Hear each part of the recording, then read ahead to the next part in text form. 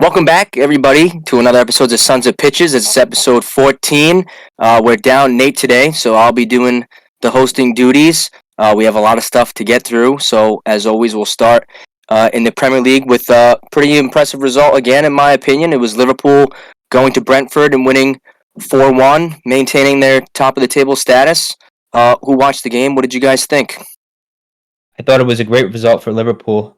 I mean, just off the top, Salah's back in the team, goal and assist on his return. I mean, you can't ask for much more than that. They've been doing so well without him.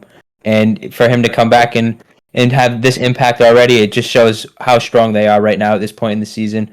And I thought the first goal, if there was any goal to pick out of the bunch of the five in this game, the first goal was fantastic. The skill that Jota showed to just keep his eye on that ball over his shoulder, head it down perfectly for Nunez. And then the finish, I mean, I thought he was going to kick that ball into the stands, and it was absolutely perfect.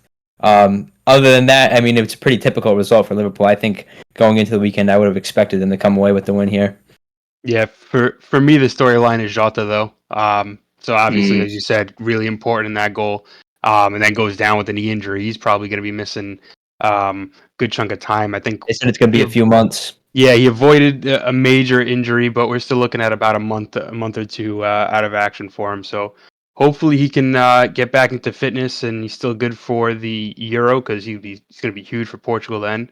But yeah, just when we've been talking about this a lot about the Liverpool's depth, and right when he comes out, you sub in Salah, and now he's in and he's getting involved as well. So is it going to affect them? Who knows? But I mean, I think they're just spoiled for riches right now. Yeah, I think they'll be fine. I mean, there goes that man. He's back, so I always talk about. It's funny. Andrew's favorite striker scores again. Ivan Toney. He's gonna find a way. So I don't dislike him, but no, I know. I'm happy to see him back. Yeah, I think I might. I bet he'll score next game too. Me too. And I was 4 and 5 now, 5 and 6, something like that, since he's been back. So he's been on good form. Yeah, well, I mean, as of recording, they did play today against City. I don't think we're going to go into that game maybe in next week's pod, but no goal on the day today. But yeah, I think it is 4 and 6, and I'm glad you brought up Toney because I actually wanted to say this was a Brentford side that up until Toney's return were dreadful in my opinion. I mean, they were almost relegation candidates, and I think it's kind of cool to show, at least for Toney, for himself as a person. I mean, he's kind of always talked himself up as being super important and a player that's, worthy of playing at a higher level, and it's cool to see him back himself. And yeah, I think the way he's come back into this team and hit the ground running is pretty impressive in my opinion. I think he's definitely proved his worth. We'll have to see what the price tag is going to be in the summertime if he makes the move from Brentford. But yeah, I agree with what you guys said. It was a typical Liverpool win. And with that, we'll move to the next game, a team that is keeping the pressure on them since beating Liverpool at home at the Emirates. It's Arsenal scoring 5, an absolute thrashing of Burnley. It was a repeat performance pretty much from the previous game. This was an onslaught, and it started early, and it was ugly all throughout. Yeah, Arsenal's up to 21 goals in their last 5 games now. Absolutely incredible, considering I think it was around Christmas time, everybody was knocking them, saying that they can't score. They can't put the ball in the back of the net at all, and now all of a sudden they can't seem to stop scoring. So I think that's pretty impressive. Kai Havertz, I want to put a spotlight on him. I thought he was fantastic throughout this game. He's someone that's been receiving a lot of criticism for his performances in this Arsenal team, but I think the last couple of weeks he's really been very good in my opinion. He really adds a lot to the midfield with his late runs, and I mean the skill he showed off in the composure. I mean that's world class in my opinion to do what he did for that goal. Yeah, and I think I'd also highlight Trossard because I think he's been doing pretty good in his role. I honestly, with a fully healthy team, I would probably pick him over Havertz right now. I think he's contributed more, especially attacking wise. But also, you also get a good game out of Saka. So that's a couple good games in a row where he's really performing and kind of proving himself as that star player, the focal point. I guess now the question is, can he do it in big, meaningful games and really pull them through on his back? Maybe in the Champions League, that should be happening this week against Porto. So we'll see if he can show up there. But no, that's a good performance from them all around. And if they can ride this, which is a big if with Arsenal, then yeah, I definitely wouldn't count him out of the title race. Yeah, I think to touch on Saka a little bit, I mean, 2 back-to-back games, 2 goals, man of the match performance. Really, I mean, I thought he was. It's weird to look at his stats and really say like, wow, he leads the team in goals and assists. Right. Because sometimes when you watch Arsenal play, I feel like that there's been times in the season where you think that he can make the difference, and he just doesn't, and he kind of peters out, and he doesn't really have that effect at moments in the game. But then he'll go on stretches like this where he just makes it. He brings himself back to the light. I want to shout out, I don't know how to pronounce the last name. I always butcher it, but Jakub, the Polish defender from Kiwior? Arsenal. Thank you. He's had a couple shocking games at left back, but this is a really good game for him, I think, to get his confidence, which is good with, obviously Zinchenko out. So I kind of like the kid. Kind of like him coming in. I like the young defenders, my position, of course. So I think it's cool for him to get an assist, show some confidence, and hopefully he continues it through. Yeah, I know Zinchenko has had some injury issues recently, but I almost think Kiwior might have overtaken him, and it might be his spot to lose when Zinchenko eventually comes back. I don't think he's just going to slot right in. He's definitely a more defensive-minded player than Zinchenko is, that's for sure. And he adds more balance to that side. But he's also a natural center back. Yeah, he came from Italy as a natural defender, so. Right. I'm actually kind of glad you guys brought up the Arsenal left back position, because a player that nobody's talking about that I think is going to make an impact on Arsenal's season is Timber. And I was actually really impressed by the signing of Timber when Arsenal got his signature in the summertime, and he was somebody that was included right into the team sheet. He was in the starting 11. He obviously went down with a knee injury, and he's been out ever since. The rumors are that he's back in training and is looking to be integrated back into the squad. So I'm actually kind of glad you brought up Kiwior, Patrick, because I was starting to wonder if Arteta's going to have a little bit of a headache on who's he going to field at left back, especially when Zinchenko comes back into the side and is fit too. So remains to be seen. But I mean, I think Arsenal's attack is certainly hitting form at the right time. It's 2 clean sheets in a row, and I think their defense is only going to get stronger as they get a couple players back. So I know I was kind of vocal about the result against Liverpool, thinking that it wasn't really going to propel their season, but I was wrong about that. I think I've been wrong about Saka too. I think ever since he scored in the Fulham game and then fluffed his lines with that header, he's been arguably the best player in the Premier League these last 6 or 7 weeks. So cool to see them improve. We'll move to the other side of London, where Tottenham didn't have nearly as favorable of a game or a result. They were 2-1 losers at home to Wolves. It was the João Gomez show, a player that I think might have only had 1 goal previous in the Premier League, or maybe none at all, if I remember correctly from watching the game. But good for him. It looked like he had a baby on the way with his celebration. He was great. Wolves looked good. Their attack was fluid. Hwang Chan came back, and obviously there was no Cunha in the side, but I think what Pedro Neto is proving to be a match winner, and I think he was a match winner on the day today, providing the assist to João Gomez for the second goal. What did you guys think? I think my biggest takeaway from this game is after the result, they're 2 points outside of the top 7, which is absolutely incredible. I think if you had looked at them even after the start they had to the season, I don't think anybody would have put them anywhere close to doing what they're doing right now. And I think the fact that they went away to Tottenham and beat them at the Tottenham Hotspur Stadium is just testament to how good they are and how good Gary O'Neill's been this season. Yeah, I mean, and let's not forget, at the beginning of the season, Wolves kind of got a lot of issues with VAR decisions, and they were probably unjustly lost some points because of it. So they probably could be higher up.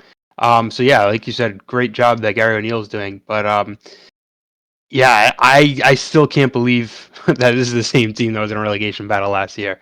But I was watching the game. One thing I wanted to mention, the last 10 minutes or so, they played brain dead. Like they could have easily went up 4 or 5, like with the amount of chances they had, and then easily could have just by not finishing could have lost the game. So I think that's definitely something they need to work on and get a little bit better on. But yeah, this is definitely should be a little bit concerning for Tottenham, considering they probably think they're better than this.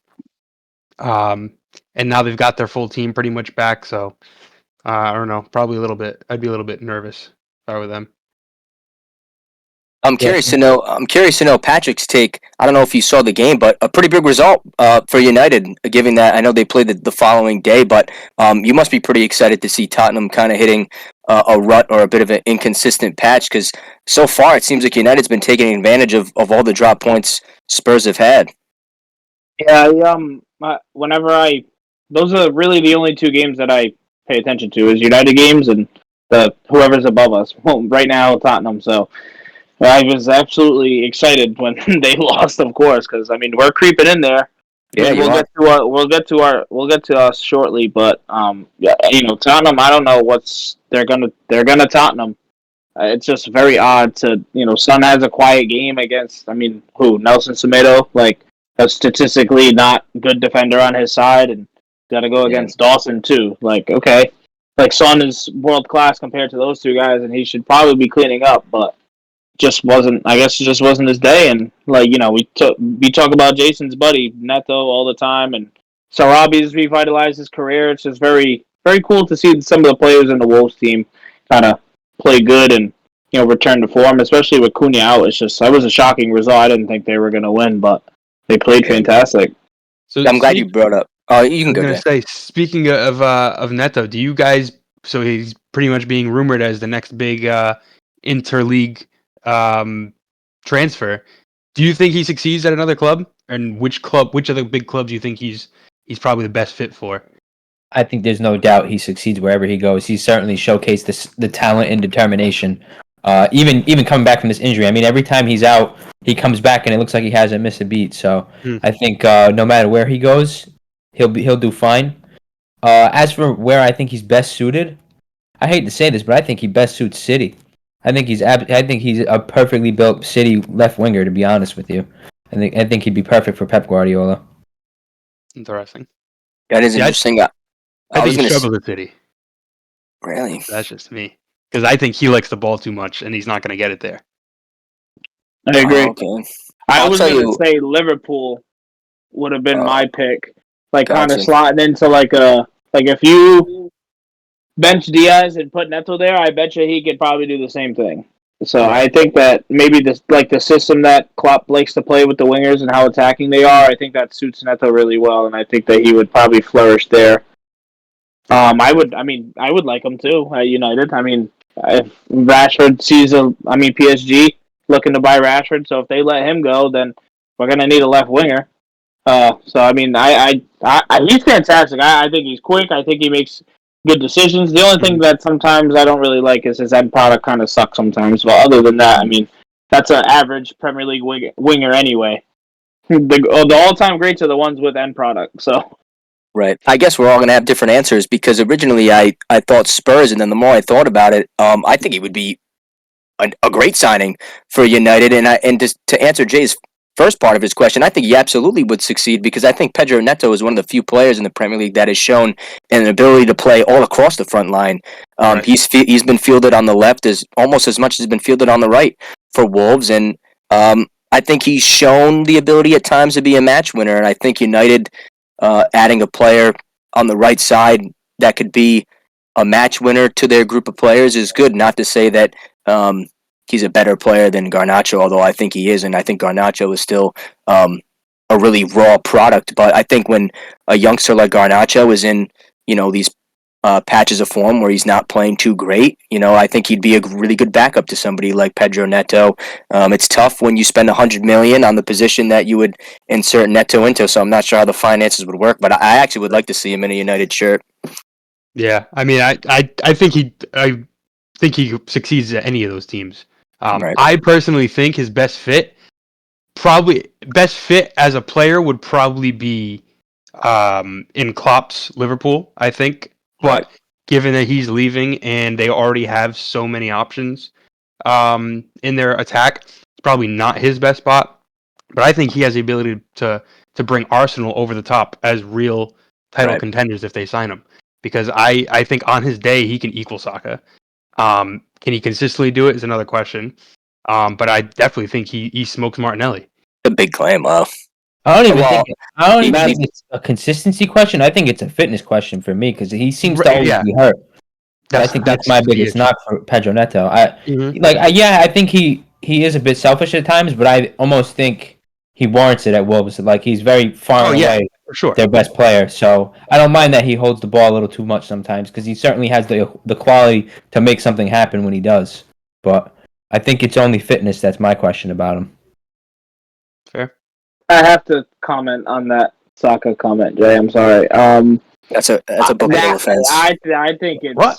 I don't know. That's a blasphemous statement. On his day, he can equal Saka. His day is not every day. On my day, on his day, he can equal Saka. Konate the way he plays, like the way that Saka delivers the ball, like from the wing, is just I don't know. I think he brings so much more to that side. Now, if you went the other way and said Martinelli, fine. No, I know, but I think could deal with he that. went for Martinelli for sure. But so we were talking consistency, fitness. I think it's consistency for him. I think he doesn't bag enough goals for me in those teams because we just talked about Saka's the leading goal scorer and the assist. Martinelli's not too far behind him sometimes. He's got more assists and goals, I think, than Neto. So, I mean, I get it. Quality of the team, I get it. But, it's a combination of fitness and consistency. I just don't think he's consistent enough yet. But you never know. In a real team, he might as well be. Yeah.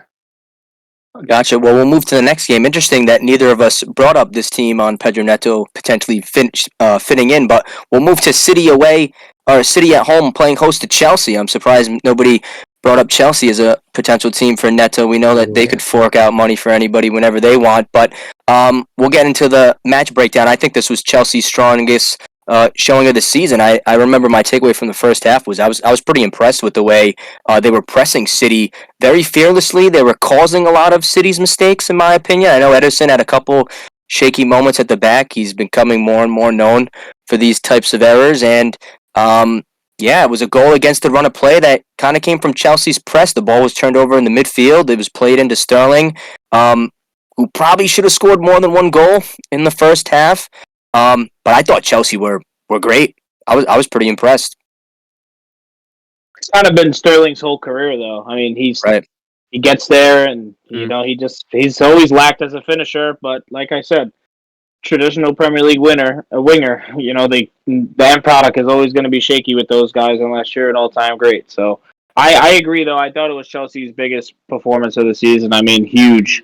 I mean, Disasi played unreal. He had a game and a half. Yeah, he's my man of the match too. Besides, Rodri on the other side, best CDM in the world. Can't deny it any longer, guys. I'm telling you right now.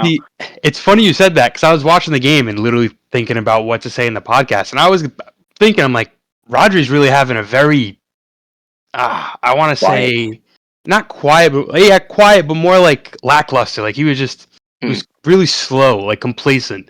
And then he goes and freaking scores the tying goal. I'm like, well, he always seems to pop up with the most vital goals whenever they need one. Yeah, but I saw a meme about the goal. Actually, they said it's another typical Rodri goal. Bouncing around, he runs onto it and just like slaps it in and calls it a day. Yeah, but just in general, I think a slow, like tired performance from City. It seemed almost, I think. Now we've been saying that City probably just gonna run away with it, but I think now we can finally say we have a real title race. We've kind of seen some people get up to the top, some teams up to the top that kind of let it fall. Arsenal and Liverpool, Villa was up there at a time. So we'll see if it's gonna be City, if they just go and run the table again. But I think I have a feeling it's not gonna be them this year. Yeah, it's kind of tough to say.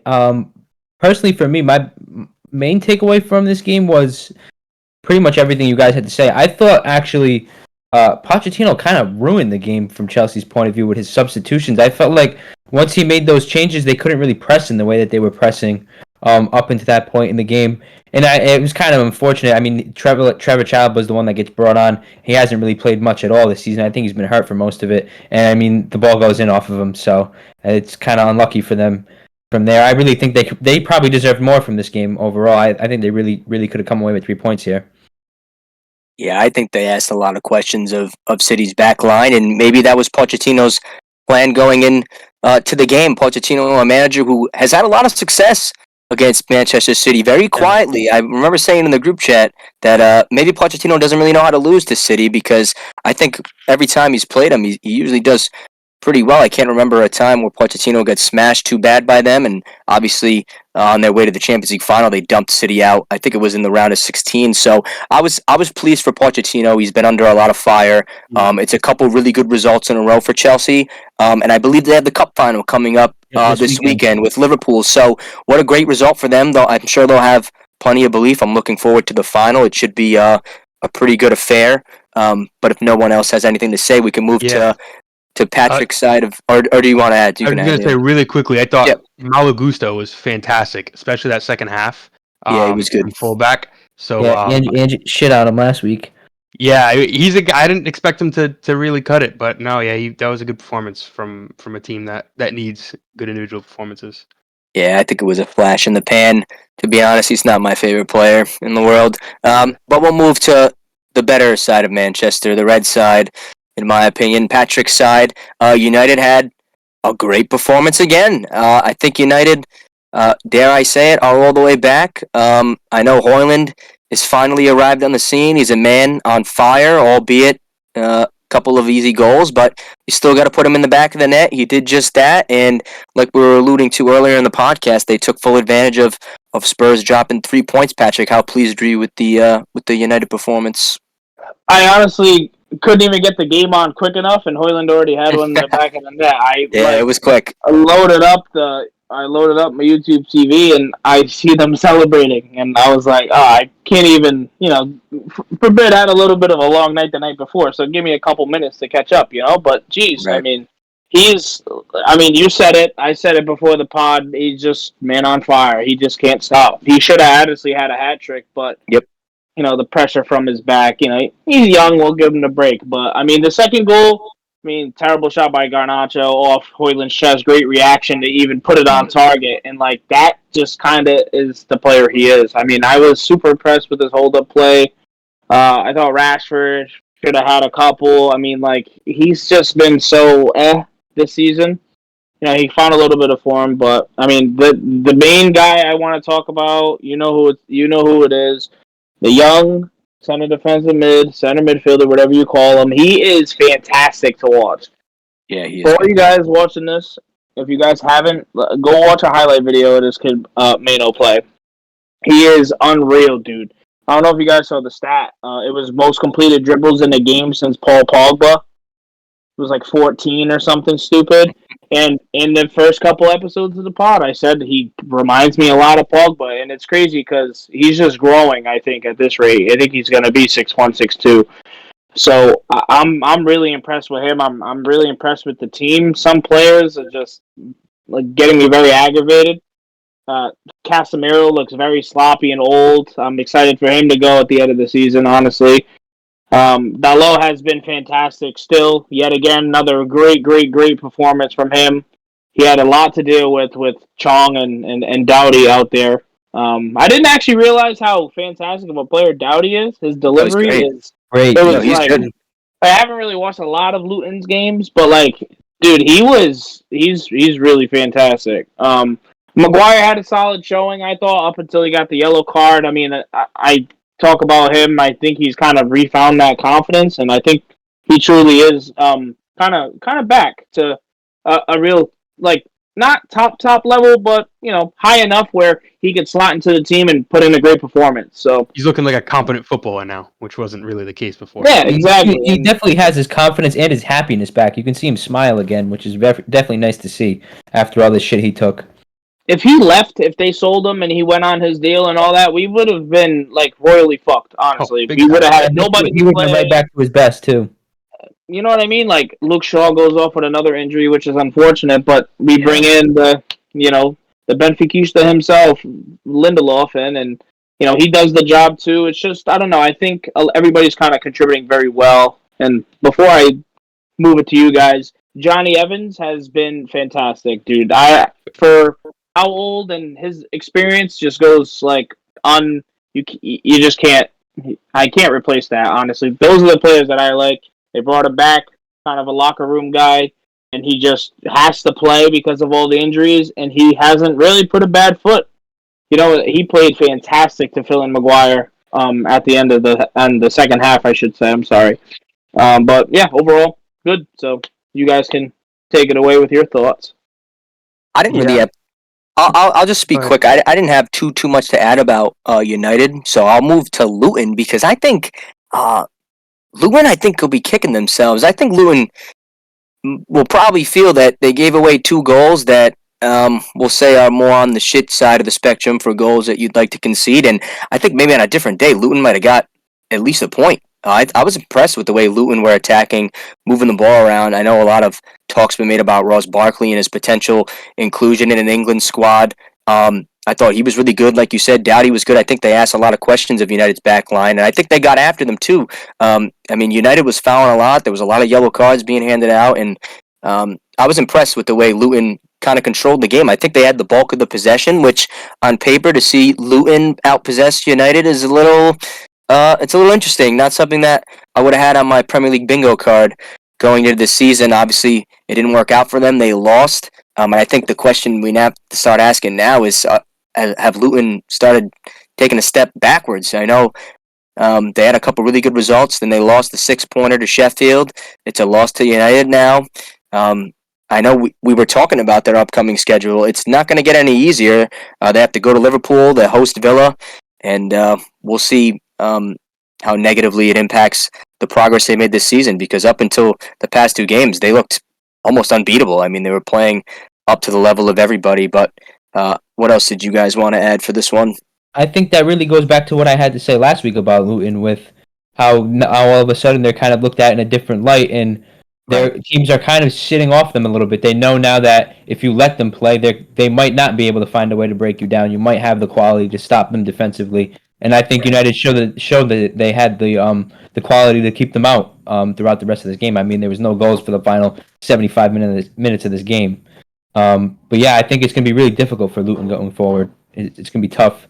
I know we kind of mentioned Nate has been saying that they were going to stay up. I know a lot of people think with the results they've been getting lately, they definitely have given themselves better hopes to stay up, but I think it's going to be really, really difficult for them moving forward.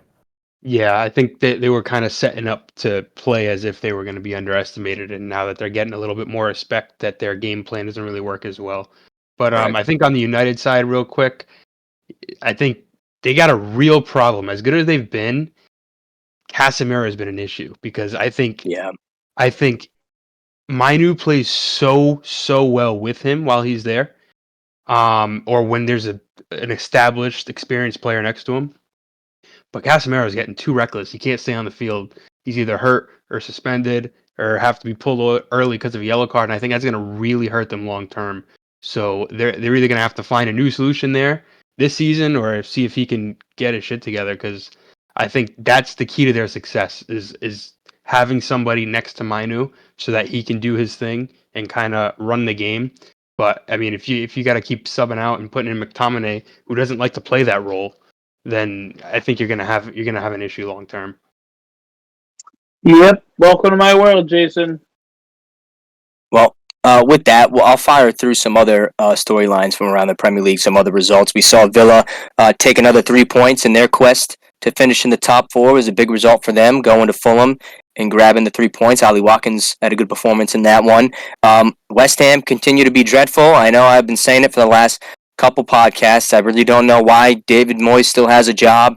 No disrespect to the man. He's had some good results, but I'm just not sure what the plan is, to be honest. When I watched them play, they were terrible again. They went away to a Forest side who, to be honest, suck, and lost the game. So I know he's been without some key pieces, but I think he should be out personally. Nah, What do you think? Wholeheartedly disagree. Nah, I'm just it's not with it. an awful run. It's an awful run. I But think you he's got to. done. You can't. You can't. I think he's done. The problem Dude. is, I West think if you Ham. watch them play, dude, I just think they have no belief in him anymore. It doesn't seem like the players have any desire. I mean, like you said, they went to a Nottingham Forest team that sucked lately, and they went there and sucked even Agreed. harder. So I just think it's really, I think it's about time. I mean, But, the fans are calling for it. I mean, it's really hard how you see Moyes getting himself out of this. It's really difficult for me to see it. I think the tough part is they're missing their best player in Paqueta, who's huge. They've lost their best player and captain before that with Rice, and they kind of had it getting in the swing of things. And I just don't think the investment's been there. I mean, Kudus came in and he's been great. But other than that, you brought in Calvin Phillips, who's been putting up 0 out of 10s and then got sent off last game too. Yeah, So I mean, he's been awful. I think he's kind of being dealt a pretty bad hand. I think he probably should have been given a little bit more, considering what he's gotten out of this team. He's brought them to be a European team. He's won them a European Cup. He's got them battling amongst the big boys, fighting for top 6 most seasons. So I think I just don't think you can give him that. I think he's the best coach this team's had in years, if not decades. So I think it'd be pretty disrespectful. I mean, when you're forced to throw up Michail Antonio, who's barely played, as your striker, I think that kind of says a lot. They're probably down a few center backs, I think, as well.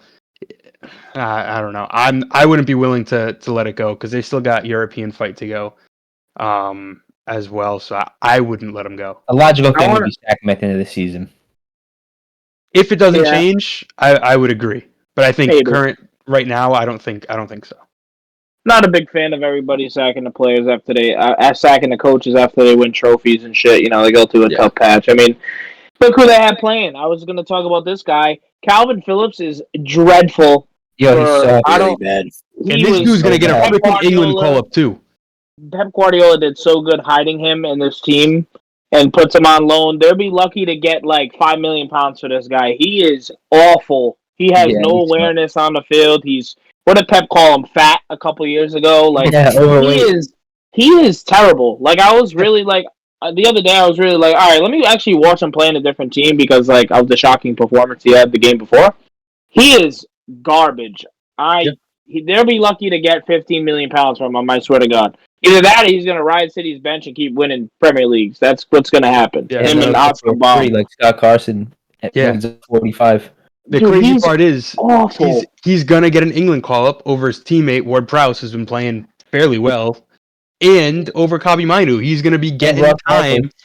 And Ross Barkley. He's going to be getting call-ups and getting time over these guys, which is, I don't know. That guy's... Jay, he's got the experience in the shirt, Jay. I don't know, dude. I think he's got videos of somebody or something. This guy's stealing a living right now. Well, we all know Southgate is not mentally there anyway. He has no idea how to pick or field a team. He's lucky to even the talent got him that far in the past. Mm-hmm. He is dreadful too. He sucks. Why does England, the massive footballing country in the world, have the worst managers who put out the worst lineups statistically? Like that makes no sense. I saw Mourinho was on Rio Ferdinand's podcast this week. He said he had the England job in front of him, contract right there to sign, and he said no, which is crazy. Imagine Mourinho and the England job. It would have been like the 2010 World Cup, but still, they probably would have won it. Insane. Sorry to talk about the England team. I wanted to make a cool point. I missed the last couple pods, so this is something that I saw a while ago. I don't know if you guys saw the clip of, I think it was Scholes. They were asking Scholes about, the England team and why it never worked. And his answer was, you could have started me or Lampard or Gerrard, and there was one player that they would have needed next to him. And he said Michael Carrick should have played next to every single person. Didn't get any call-ups for England. I don't know if you guys remember how good Michael Carrick was, but at least for United, he slotted in unreal, but that's the player that Scholes picked as his midfield partner, basically. Because, I mean, you figure you basically have a 6 and an 8 in all three of those guys. I mean, Lampard more of a 10, but, I mean, Scholes and Gerrard are 8s. So you figure you have a 6 and an 8, and instead of having 2 8s and a 10 and an 8, the bad combinations that they were putting out all the time. I mean, that's Scholes said that Carrick was the guy. So I just saw that. I wanted to bring that up. Oh, it's interesting, and I think it's relevant too because it probably will be another bad pairing or trio if Calvin Phillips finds his way into the England squad again. But we'll move to some other talking points in the Premier League. I wanted to highlight Brighton really quick. They had a nice 5-0 win over Sheffield, albeit the game was about dead 15 minutes in when Mason Holgate almost killed Kara Matoma. It was an awful challenge. I know his teammate Emma Hodzic came out and was questioning why he was sent off. I think he's blind. He should play with goggles because it was one of the worst challenges I think I've ever seen. Attempts to play a ball, but glad that Matoma's not injured. Brighton had a nice 5-0 win to get back on track. And finally, we'll move to Crystal Palace, a boss who was on the hot seat for a while and probably did deserve the sack, just like David Moyes. Maybe he's going to be following him soon, but it's been a sad potential end of the career for Roy Hodgson. He's somebody who did a lot in the English game and in the Premier League. But yeah, he's ultimately been sacked by Crystal Palace. A very surprising appointment, in my opinion, in Glasner. He's somebody who has European silverware, or at least a final. Did they win the European Cup? Yeah, they won. They won the. They did win the European Cup against with I think it was over Rangers. So I'm very surprised to see Glasner pop up in the Premier League. I thought he would have got a move to a more prestigious club in his native Germany. But what did you guys think of the Hodgson sacking? I think it's been on the cards. Yeah, I agree. I think it was only a matter of time for Roy. I think he probably would have got sacked last week if he didn't get sent to the hospital. I think it was on Friday. So right. I think he bought himself a little bit of time there. But overall, I mean, it's kind of sad to see him get the bullshit he's been getting in the media and stuff. I think Roy Hodgson's a legend of the English game. I think he's done a lot for a lot of different teams all across England. He's pretty much coached everywhere. I mean, I don't think I can count on one hand the teams he's coached in my lifetime growing up and watching Premier League football. So I think it's pretty sad. He's probably done now. I can't see him getting another job anywhere else. But like you said, Glasner's an odd appointment, I think. I mean, Frankfurt were so highly rated. I think he was so highly rated after they won that trophy. They knocked off Barcelona in the semifinal on their run to the final. I mean, I really could have pictured him going to a much bigger team, even in the Premier League. And he didn't go. He went jobless. I mean, I don't think he went anywhere after that. He's been without a job for a while. I think he's had rumors of going to a couple of different places, and then out of nowhere now he's going to Palace. He does play 3 at the back, which does suit, I guess, Palace's style. But for me, it's kind of an odd appointment. I don't really see how he fits because, I mean, on the face of it, it's kind of a black and white thing to say. But if Eze and Elise aren't there, Palace are pretty much nothing. I mean, they're pretty much relegation candidates without them. Right. Yeah, that's what I was gonna say. I think it was pretty much on the cards, the parting of ways for Hodgson and Crystal Palace. And yeah, I agree. He's done after this. I'm sure he can enjoy some retirement time. But yeah, I think it's curtains for Palace, especially without Eze and Elise for what it looks like it to be like a month or so. I would be very worried for them. I think if Luton can continue their run and Everton kind of balance out, I could easily see the two of them leapfrogging them, and then it would be between Palace, Brentford, right? And Forest if who goes down. I think with Tony, Brentford's got a little bit of an edge, but I have zero faith in Palace staying up right now. I told you guys that Palace is going to go down. That was one of my predictions. So, yeah. I thought it was pretty cool. FIFA legend Patrick McCarthy filling in for a game. Crystal Palace legend right there. Thought that was pretty cool of him stepping in for a game or two. But yeah, I mean, without Eze or Elise, I mean, they really have nothing. They have IU, club servant. Other than that, I mean, they really don't have anything going for them. I mean, signed a couple people over the years, but nothing really. I'm actually shocked Everton didn't win this game. I know we talked about Palace, but I mean, Everton's really only in the position that they're in because of the deduction. I mean, their team's really not that bad. I mean, they have players in there who should really be doing well, and their captain is, I think, he's one of my most underrated defenders. I think in the league. I think Tarkovsky's really good. But I don't know. I feel like the quality on paper, they should be winning this game. just maybe masterclass from McCarthy in his one game as a manager, or what. But I do think Crystal Palace will go down, and I would hope Everton stays up. But to Jay, your point, without having them for a while, they're going to lose a lot of points in this next month or two. And Gay Yeah. as well now too. Yeah. Yeah, and I'm glad you touched on Everton too, because it's a side who I agree they have more quality than their ranking in the Premier League certainly suggests, and I think Dyche is better than coaching some of these bottom feeder Premier League teams. And I know 10-point deduction too. right, and they had that deduction, so It'd be we'll close. see. That about wraps up the Premier League talk for this weekend. So we can move to Italy, where me and Gianluca kind of take over, and I guess we can start with the showpiece team in the Serie A, the league leaders Inter. They were at it again over a Salernitana side who are slowly growing into probably the worst Serie A team I've ever witnessed in my lifetime. They were absolutely terrible. I don't know if anybody watched this game, but it's seriously like there's a lot of times where we say it could be 5-0 at halftime. I mean, it might have been 10 to be honest. Ochoa was awful. The back line was awful. It's a Salernitana side that have a lot of moving pieces. They brought Jerome Boateng out of pretty much retirement and stuck him into the middle of their back line and kind of crossed their fingers and prayed. And so far, they've had no prayers answered. They've been awful. He brought in Manolas as well. Costas Manolas, yeah, who hasn't made an appearance yet.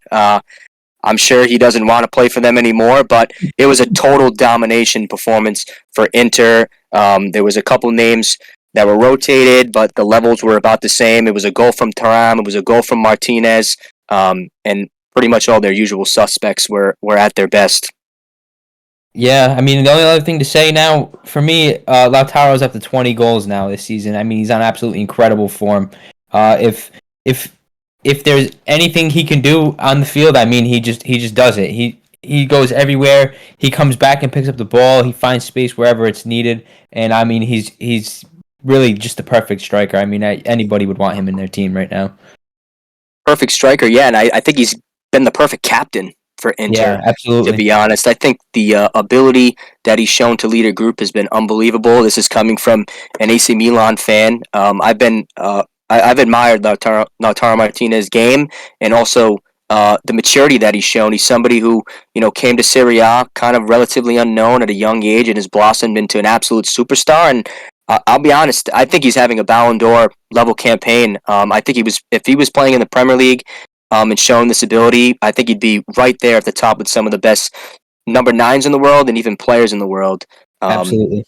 But that's enough about Inter. Unless you can say something too, of course. Yeah. On Lautaro, real quick, I didn't really think he had that in him to be. I don't think anybody did to kind of lead a team like this. I mean, yeah, Inter being one of the top few teams in Europe and definitely the best in Italy right now, and for him to be the leader of it, I didn't think he had that in him. So that's pretty impressive. I'm glad you brought that point up, Ange, because I think that was the real question for Lautaro going into the season was, can he step into that role as the captain and take over and be the leader of the team? And he's relished it. I mean, he's taken a step forward, in my opinion. So I think that's all credit to him and his character. Yeah, I completely agree. And it's an Inter side who have a game in hand still and now a 9-point gap on second place Juventus. So I know we were saying it a couple podcasts ago, but I think the Serie A table is kind of decided, at least for who's going to take home the Scudetto this year. Unless you have anything else to add, Pat, about the game, we can move. I wasn't sure if you were going to chime in, but I guess we'll go to the result that Juventus played out, and the reason why it's a 9-point gap now is because Juventus went to one of the relegation favorites, Verona, and dropped points. It was a 2-2 draw. It was a game that, I'll be honest, I think they were second best in, which I was kind of happy about, not really being the huge fan of Juventus and kind of a closet supporter of Verona. This was a pretty good game. I enjoyed watching it, but Juventus were pretty bad, and it was a Juventus side a month ago. We were kind of wondering when they would drop points because they really didn't look like they were going to drop points. They had about 7, 8, 9 wins on the bounce. It was a lot of 1-0 victories. Now they're conceding goals, and it's 4 matches in a row without a win. I know Allegri's been kind of talking about this Juventus side like they're not capable of winning the Scudetto, and now he's been quoted as saying, just to finish above Milan would be a great achievement. I just think he's got so much hot air in his head, and I think I just don't like the way he's been handling the way his side's been playing. I think he should focus more on the performances because they just have not been good enough at all. And I just don't like the way he's talked about his team as if they're lesser than what they are. It's the Juventus side that have dominated the Serie A for the majority of my lifetime. And up until really the loss against Inter, they were right there in this title race. Yeah, I agree 100%. I mean, I think it's kind of interesting to me, too, that he's been talking about his team like this. I mean, he was kind of being praised, I think, pretty much up until the Inter game for how well they've been playing so far. And now all of a sudden we have Juventus fans buying billboards in Times Square saying Allegri out on them, which is just absurd. Wasn't that crazy? Like I can't even believe what I'm seeing sometimes when I see some of the shit that goes on with this Juventus team. But I think the loss to Inter Milan is really taken the air out of this team completely. All their confidence seems to be gone. It seems like every time they don't even have to concede in a game. It seems like if they give up a big chance, it's like everyone's battle stations. Like they all panic. Everyone doesn't know what to do, and it's kind of shocking. I mean, like you said, they've been playing so unbelievable, so organized, and so sound defensively up until this point. It just doesn't make any sense, really. Yeah, I mean, this is pretty close to as full strength as Inter's going to get, and they still couldn't really get the job done. And even this is one of the weakest teams I've seen in Juventus in years. Yeah, it is. So yeah, I've never been a fan of Allegri. I think he's completely full of crap. But yeah, I mean, and you've talked a lot about Milan pretty much being locked in third place, but second is very achievable right now, in my opinion. Yeah, I know. We could have had it this weekend, which we'll get to later. But right. Yeah, and I think. I mean, it's even more incredible to me that Verona come to this game and play so well. I mean, we've talked about the amount of changeover and the amount of moving parts in this team. I think they sold like 14 players in January, and they continue to get results against the odds. It's just incredible to me.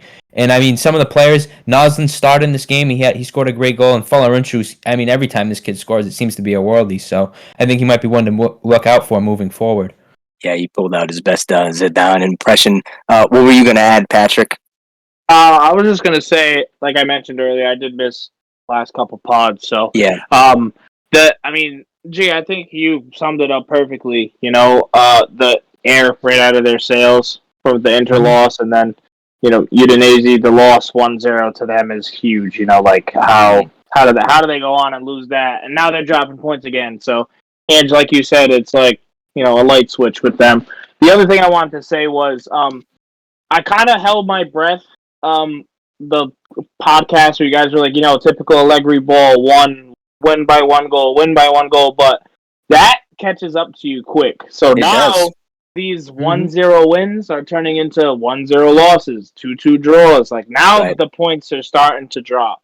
So you could get away with that with world-class players. They don't have that anymore as a problem. Yeah, they're not good enough to do that. That's what City does. That's what, these other Liverpool, when they play bad, they rely on the coaching. Like, maybe Allegri might not be a bad coach. I don't really know too much. You guys had your opinions, but, I mean, their team is not that good. So, I mean, for them to even be second place, I think their defense really is, like, the main stake for them because they don't have nobody to fill in the big shoes of, Ronaldo in the last couple of years. So, right. I mean, he was winning them everything, carrying the team on his back, and other than him, they didn't have anybody. So, yeah, and if I can bring up a name that should have filled those shoes, that should have gone on to be a world-class player, it's Federico Chiesa. And now Federico Chiesa, in the past couple of weeks, has been being compared to some pretty bang-average Serie A wingers, the likes of Matteo Politano and some other names.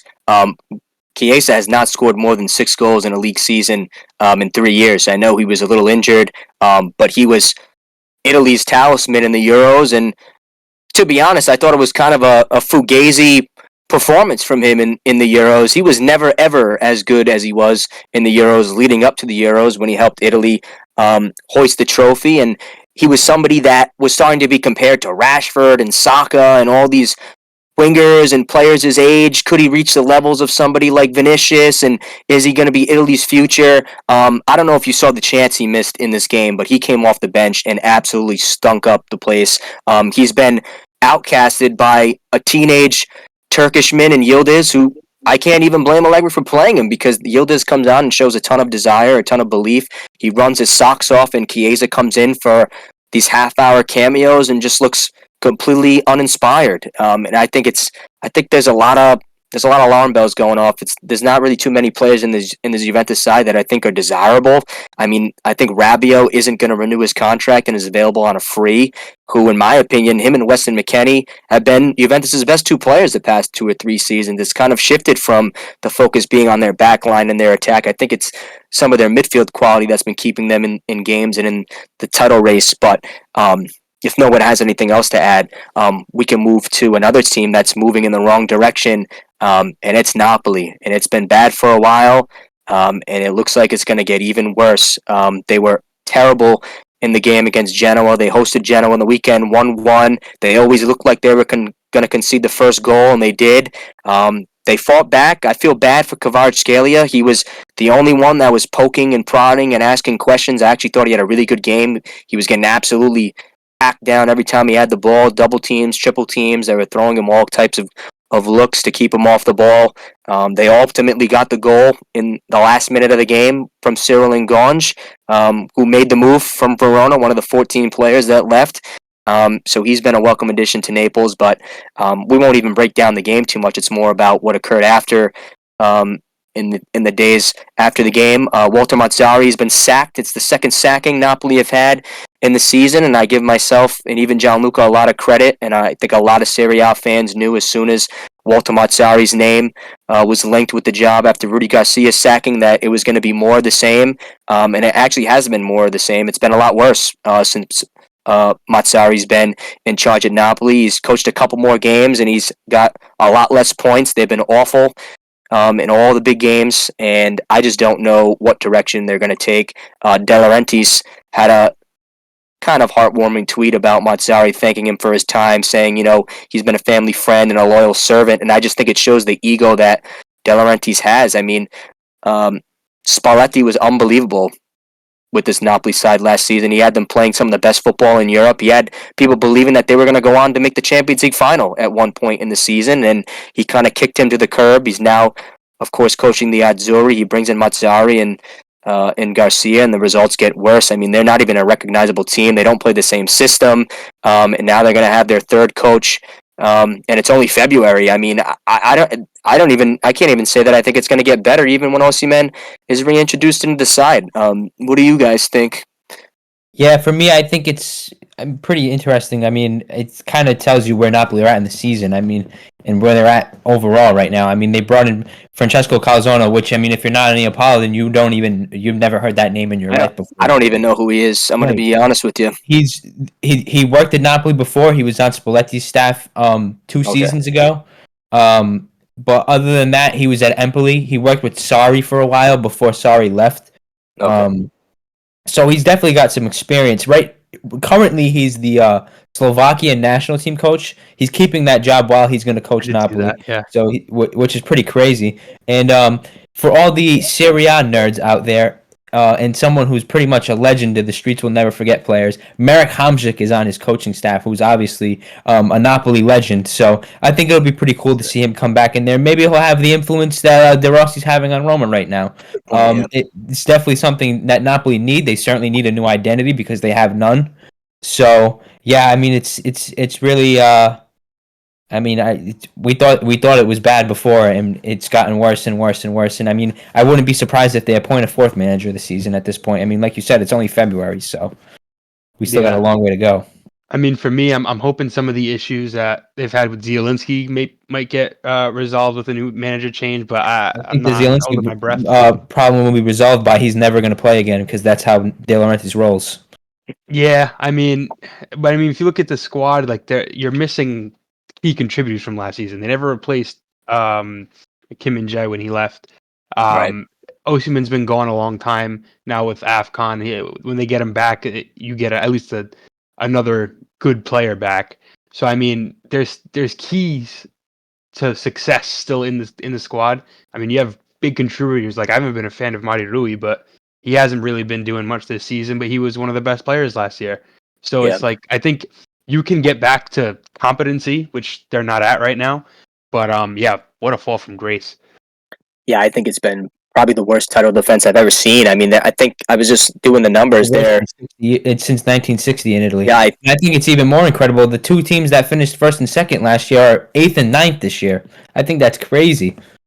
Yeah, it's been a really roller coaster season for Napoli, but I'm glad you brought up the squad, Jason, because I think there are some players that obviously have quality and can make the difference. I mean, I think the really only big piece they lost was Kim Min-jae, and when you're replacing a center back, it is tough. But you could have made the argument that they lost Koulibaly, who was a huge piece. They bring Kim Min-jae and they win the league. Right. So and I know. Why don't you do the same? Yeah, I know. Well, easier said than done, I guess. He's Right. so different, that guy. Right, Yeah, but I mean the intention. I mean, you got rid of a club legend who's been your best center back for years. You bring in another good center back, and you win the league. So then you let him go, and you think, "Oh, we'll be fine." Oh, we can do it again. Yeah. Actually, I'm glad you brought that up because I think we can't forget. Me and Angela will know this pretty. I think this is more relevant news to us, but their sporting director Cristiano Giuntoli went to Juventus over the summer, which that has definitely had a massive impact on their transfer policy, and that's probably been the reason why they weren't able to replace the likes of Kim Min-jae. What were you gonna say, Pat? I was gonna say the only difference between those two guys is Koulibaly leaves and plays like shit, and then Kim Min-jae leaves and gets better. So Right. Yeah, I know. Yeah, he's taking a Koulibaly. step. You want to talk about a fall from grace? He is for Chelsea. He was awful. Really bad. I know. He had me with a lot of egg and shit on my face. I was telling all my Premier League fans that you guys have no idea what Koulibaly is capable of, and he did not live up to the expectation I had. And if we want to stay on Napoli center backs, actually, there was a kind of a heated argument I heard in the Napoli dressing room at halftime. I know Mazzari had pulled Leo Ostegard off, a young player who I thought had a lot of quality when he was coming through at Genoa. And I remember telling my dad, watch out for this kid. And then Napoli ended up signing him, and my dad's been wanting him to play a lot. But he got yanked off at halftime because he was terrible. But he was throwing a fit. I think there's been a lot of players throwing fits. There's obviously been moving parts. Zielinski is obviously out of contract, I'm sure. There's some cloudy, murky waters in the dressing room when it comes to him because he's still been playing. I know De Laurentiis actually did not want him to play at all, and Mazzari, I heard, begged De Laurentiis to let him field him in his 11s because that's how important Mazzari thought he was to that's how important Mazzari thought Zielinski was to them salvaging anything. Obviously, he was not fielded in the 11 on the past weekend, and now Mazzari's out the door. So I think Zielinski's time with Napoli might have just ended too. But enough harping on them. Hopefully, there's some light at the end of the tunnel. My team is in a dark tunnel right now. We'll move to the Milan game. Oh, my ass. It was a bad performance, I'll be honest. But I'm not really that upset. I mean, I think we had a loss coming. This Milan team, I think, has been performing really well, and I think a loss was coming. I didn't like the way that it happened, to be honest. I can't fault Pioli too much. I think he made 8 changes to the starting 11 from the team that played against Rennes. So it is what it is. Malik Thiaw came back for his first start in a couple months and was absolutely dreadful. I don't know if you guys watched the game, but he was at fault for the first penalty. He hacked down Dani Mota, and then shortly thereafter, about 5 minutes later in added time in the first half, he was megged by Andrea Colpani, who's been having a breakout Serie A campaign for Monza. He played a ball in to Dani Mota, who scored and made it 2-0 right on the stroke of halftime. And I thought the game was kind of dead. I'll be honest. I think Milan offered nothing. They showed no signs of life in the first half. Pioli did his best attempt to breathe life into the team in the second half. He introduced Leao. He introduced Pulisic on the wings. But Luka Jovic kind of stunk up the joint and didn't do me any justice. I don't think it should have been a red card, but he did receive a straight red. He kind of slapped a Monza player in the face. I thought he was a little provoked. His reaction certainly wasn't warranted, and you don't want to see players react that way. So he was given an early shower. Milan clawed their way back in the game to make it 2-2. Giroud, classic Giroud header, great goal. Pulisic with a snipe. It was nice to see them come off the bench and at least continue some of the individual form that we have in the team. But then, it was a couple Milan youth products that put us to the sword. In this one, Pessina scored the penalty to make it 1-0. We saw a Daniele Maldini assist for the third goal. and then our lone export, who's away at Monza right now, Lorenzo Colombo, put the nail in the coffin to make it 4-2. So it was a pretty displeasing game, to be honest, from Milan's fans' perspective. And it was a game that I thought we were going to win because this Monza side kind of stink, to be honest. But it is what it is. I think a loss was coming. It sucks that we couldn't take advantage of Juventus dropping points, like you guys said earlier. We could have leapfrogged them into second place, but I think there's still a decent enough cushion between us and fourth, and I can't see this result festering and becoming worse for Milan. So Yeah, I are you agree surprised 100%. you rotated so much, given the 3-0 lead in the Europa League? Yeah. Because Yep. I found that a little questionable. No, I didn't think it was, to be honest. I actually thought it was the perfect game, to be honest, for Pioli Yeah. I to was going to rotate. say the same thing. I definitely didn't. To be honest, I didn't even want him to sub in Leao, Giroud, and Pulisic. I would have rather them just sat and the result got worse. To be honest, I'm not even gonna lie. I didn't even really want to see Teo Hernandez play in this game. Yeah. If I'm gonna say it how it is, but it is what it is. I think it was good to get some of these bench pieces, some legs. I think this will probably be the 11 that plays in the midweek. Because I just don't see why you would field someone like Leao in a game where we're up 3-0, and I wouldn't say we need him. Maybe he plays 60 minutes, but we'll see. I think Pioli has a lot of players to work with, and he knows that, and there's probably some guys that have been begging for a start, so I think that's kind of all this was. I know Noah Okafor hasn't really started too many games. He hasn't really done much to prove his worth. I'm not sure Milan will trigger his clause in his contract. But we'll see. I would expect a pretty similar lineup to this. At least that's what I would want to see for Thursday. Yeah, I agree. I think when I watched this game, by halftime, I was like, yeah, this game's over. Like, there's no way Yeah, I thought it was dead. Milan are going to do anything in the second half. And I felt like it was kind of, like you said, it was kind of the perfect game for Milan to take it easy, let the gas off a little bit, and field some of the players that haven't played much this season. But I kind of have to credit Pioli for the fight back that you guys gave in the second half. I thought you guys played great, especially after you guys went down to 10 men. You guys you fought hard, you played well. Especially we were the better team in the second half. Actually, to come away with nothing in the end. I mean, to get back to 2-2 at 10 with a guy down. I think it's really actually a good result at that point, and then to just crumble in stoppage time, and then I think it's kind of rubbing salt in the wounds at that point to have so many young Milanistas doing it against you guys too.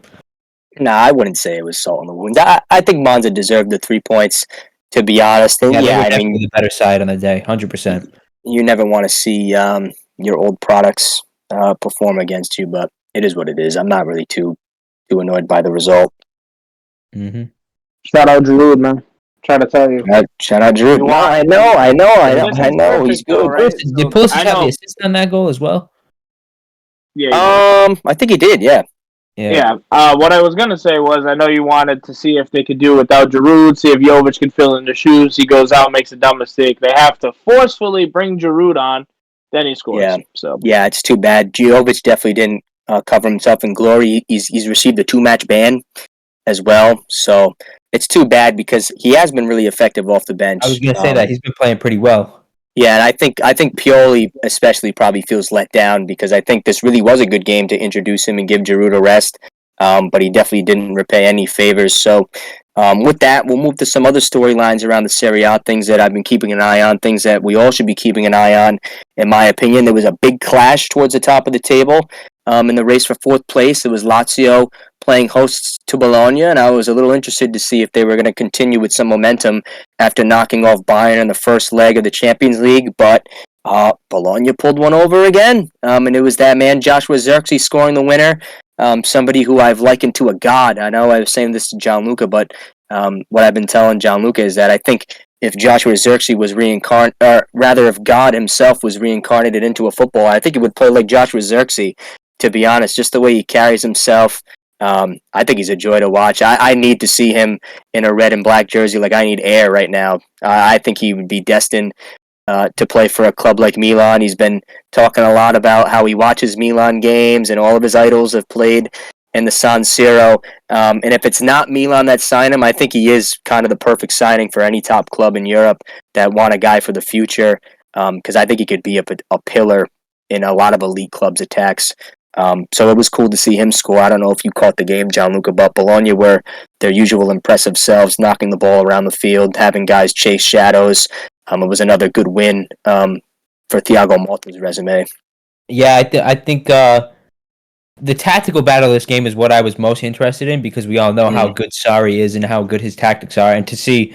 I mean, I think he was just thoroughly outclassed by Thiago Motta in this game, and I think that, I agree. like you said, I mean, it's just another notch on his CV. I mean, he's just getting better and better by the week, Thiago Motta, and if he wasn't so highly rated moving into this week, I mean, he it's just better and better for him. He continues to get big results, and honestly, I'm really excited to see where he goes from here. I think he can go to any big team in Europe and get the job done, in my opinion, the way he's coaching right now.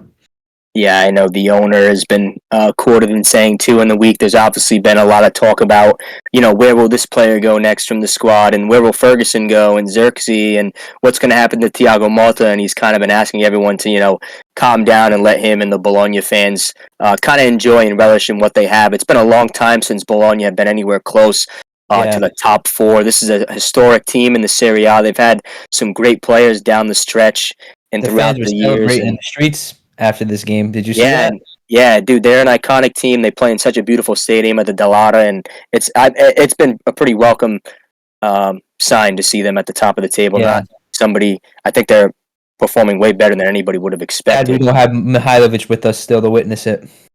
Yeah, it is. Oh, and I'm glad you bring up Sinisa Mihailovic. They showed his family at the stands in the game. Obviously, a player who played for Lazio and Bologna.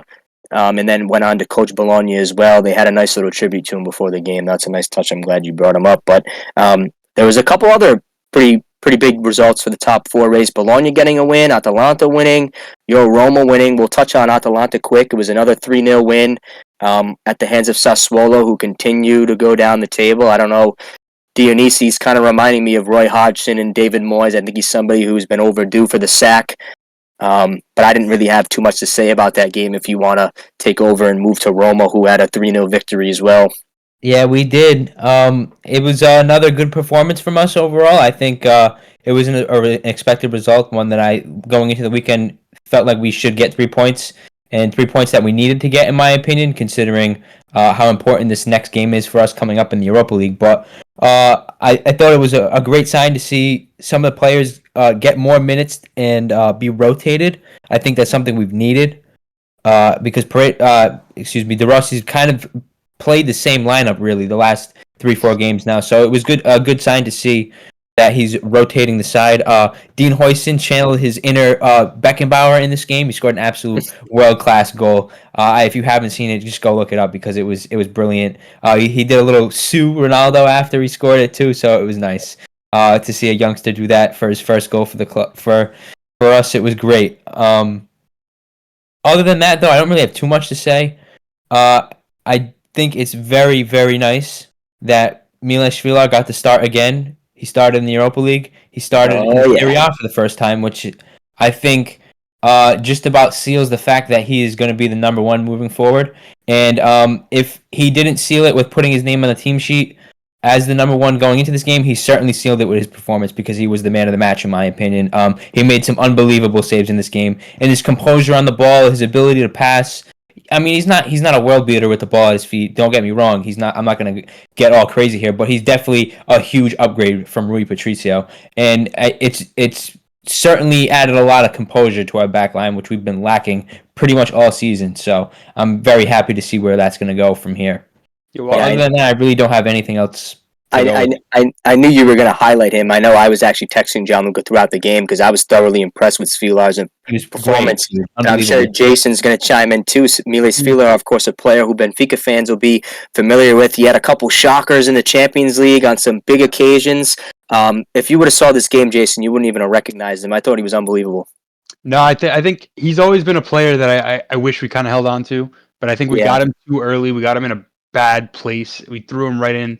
I think he was forced into the team too early too, as well. Yeah, and then he makes his debut at 18 in the Champions League and literally walks into the ball on a Radford chip free kick. So I mean, he had a rough start to life at Benfica. I think the way they handle things now, he would have fit in much better at that age. So yeah, he's one that got away from me. I would say I don't think he's gonna be one of the world class keepers like we've produced when it comes to like Ederson, Oblak, stuff like that. But he'll definitely be a serviceable starter at a decent European team. And I think Roma's Absolutely. a good fit for him. And I think he's certainly making a name for himself at Roma. And I would like to see him keep his job because we've definitely not produced slouches when it comes to goalkeepers over the years. We have a Yeah. great goalkeeper coach. He produced Allison, and I think Vilar. I mean, I'm not going to say he's like Allison, but he kind of gives me the same feeling Allison gave me when Allison was in the back line in terms of his command of the box, the way he is with the ball at his feet and his composure. So I think he's definitely the right mold of player we need back there going forward. Yeah, it's crazy. It's already been like 6 years since we had him like as a relevant player, and he's still only 24. So Yeah. like he's still got a long way to go. Gee, I should say you're welcome for making Benfica sell that goalie. So you're welcome. Yeah, thank you. Hey, that was like 2 years after that.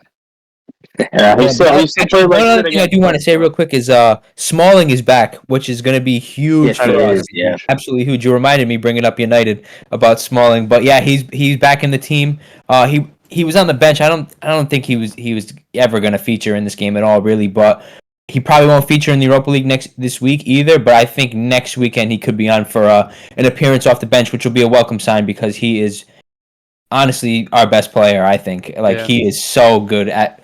On his day, he's probably one of the best center backs in Serie A, and I think Angelo can back me up with that. He's definitely one of the best in the air and winning balls, and even scoring. He does it. He does that a lot for us too. So certainly going to be a welcome addition back for De Rossi and for all the boys in Rome. And I think that injury might have been a little bit of a blessing in disguise because I think now you've got 4 competent center backs that you could probably play at any time, which we haven't had for a very, very, very long time. Right, and it doesn't seem like that could be a good backbone to start your next season and build off. Well, Hoyson will be gone, but yeah, it'll still be. We have Ndika coming back from the AFCON, which is very good because he's been out of everybody we've brought in this summer. I think he surprised me the most, to be quite honest with you. He's been world class. He's really the only one that's performed to the expectation or above it. And he's been great. He's really been missed since he's been going at AFCON, so I'm glad he's back with the side. He got a nice little hero's welcome too. I think all the Ivory Coast players did. It was nice to see those clips of the clubs that they returned to this week. So Roma gave one for Ndika too, so that was nice. Yeah, definitely a commanding presence in the back line. Smalling, even Ndika this season. It was a good result for Roma, 3-0 away to Frosinone, who have kind of had some surprise results too. And we'll see if Roma can build on it. Definitely be sure to tune in later in the week, our viewers, because we'll be breaking down the second legs of the European games. I know Roma has a pretty big tie, 1-1. They'll be hosting Feyenoord. But with that, we can move to Portugal, where we really only have Jason this week to break down the games. I'll try to ask some questions, but what were your takeaways from the Portuguese league this week, Jason? Yeah, so pretty much business as usual. The top 4 all got wins across. Quickly highlight my Benfica. What a 6-1 thrashing against Vizela. Vizela could have been worse. They were up 5-0 at halftime. But I think most importantly, this was a heavily rotated side. I think 6 changes from the Europa League game midweek.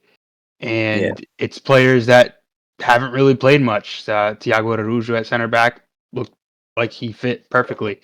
Filled the spot for Antonio Silva well. Thiago Gouveia, who I've talked about a few times, finally getting a start, gets a goal as well. And then the big thing for me was Devin Neres. He comes back, first start since October after being out for 3 months with a knee injury. 2 goals to assist, best player on the field, wasn't even close. So that was really good because one of the things I've kind of been complaining about with Benfica is we've played the same lineup all the time. We can't look to the bench for anybody because nobody gets playing time. We don't rotate enough, and we're kind of stuck with what we got, and that's it. But we were able to get a good performance throughout the team. If you look at the FOTMA ratings, you can see one is not like the other. With Murato. Muratu having a little bit of a stinker, which is, I mean, fair to him. He's playing out of position, but I just don't think he's good enough to play as a left back with his feet. But yeah, and then another Marcus Leonardo goal. So can't complain there. We've got some rest in players like Arsenis, Angel Di Maria, and then we got some form into some of our bench. So I think that's a best case scenario. I was definitely a little bit concerned when I saw the rotated team come out, but yeah, they came out guns blazing. Yeah, I was a little jealous of this result. To be honest, it looked like Pioli and Roger Schmidt had similar ideas with wanting to rotate their squads in between the European fixtures. But yeah, Benfica obviously a huge win, and kind of living on the edge with a rotated squad. I know Vizela is no tough team, and Benfica was at home, but I mean, who knows? I mean, this rotated squad could have shit the bed and lost their foothold in the title race. They do sit on top of the table. They have a game in hand with Sporting. But who knows, on a different day, a rotated squad like this might not have been able to get the job done. So it sounds like you were pretty satisfied. Right, yeah, and that was definitely a concern. But I also quickly shout out João Mario. I gave him so much shit. He played center mid. Yeah, He you did a do. solid job. So I will give him that. It must be a pretty welcome sign to see Tankstead come back since December and get on the score sheet too as well. He got an assist and hit the post on one. Technically got 2 assists, but yeah, he looks great. He fits. He's not as good as Gonçalo Ramos, but he fits the mold much better. So he kind of slots in the team a little bit more smoothly. So yeah, that was nice to see. And then I'll also quickly shout out João Neves lost his mother after the game. Antonio Silva lost his grandfather. So a cool thing throughout the league. All the club Twitter accounts were kind of showing their support, and fans of other clubs also saying the same thing. So that was a nice thing to see throughout the Portuguese league. Even got Pedro Gonçalves from Sporting in the post game message before he even answered a question, giving a shout out to those two. So that was nice that the two of the younger Portuguese players are kind of have support throughout the league and throughout the country. So that was nice. Yeah, it's dope. Nice. Anything else? I was gonna say, Jason, it's still considered the score sheet if they get an assist because that's where the goals and assists go. Yeah, I guess. Yeah, but I mean, really, you can bring up anything else. I don't know if you wanted to go too in depth on the Sporting and Porto games. Obviously, Sporting and Porto both getting wins. It's pretty tight at the top between Sporting and Benfica. I said earlier, but not too much else going on. Sporting and Benfica got routine wins. They obviously will be looking ahead to Thursday, where they also play the second half of their playoffs, like my Milan, like Gianluca's Roma. So it's a fun time for our teams. But it's nice to see at least you guys getting wins on the weekend. Yeah, I'll just quickly touch on what's coming up real quick. I was actually going to say that, Jay. Run of games that's going to be coming. So not this coming Sunday, but starting next Thursday. So we've got Europa League this Thursday. We've got a game week the Sunday after, but the following Thursday, we start cup games. So we have Sporting and Benfica. And then after that Sunday, Porto Benfica.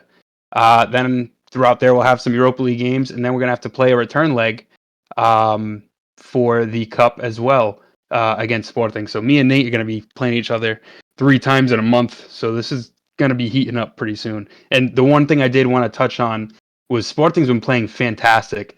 And I truly only think the only thing that'll stop them is this 3-run game against Benfica that we have. Because I think both cup games come before the league game. So if we can kind of rattle them, get in their heads a little bit, get those wins, then I think we have a chance at the title. But if not, they're just flying right now. And you know what it kind of reminds me of too, actually, is last year when Napoli-Milan happened about 3 times in the space of 6 weeks. And you know, kind of how we said earlier in the podcast, how Spalletti had his Napoli side looking like Milan had no chance. I remember all the analysts saying that Milan were going to get spanked and weren't going to do anything. And shortly before the tie, we went to Naples, won 4-0, and then bounced them out of the Champions League. I took a lot of pride in that, especially living with my father, who is a big Napoli fan. It was nice to see. Yeah, you bring up a good point because who knows? I mean, however that first game goes, could have both coaches overthinking things or maybe not thinking enough. Mm-hmm. So, yeah, there's a lot of excitement around the Portuguese league. Some big games. Spice up over the next couple of weeks.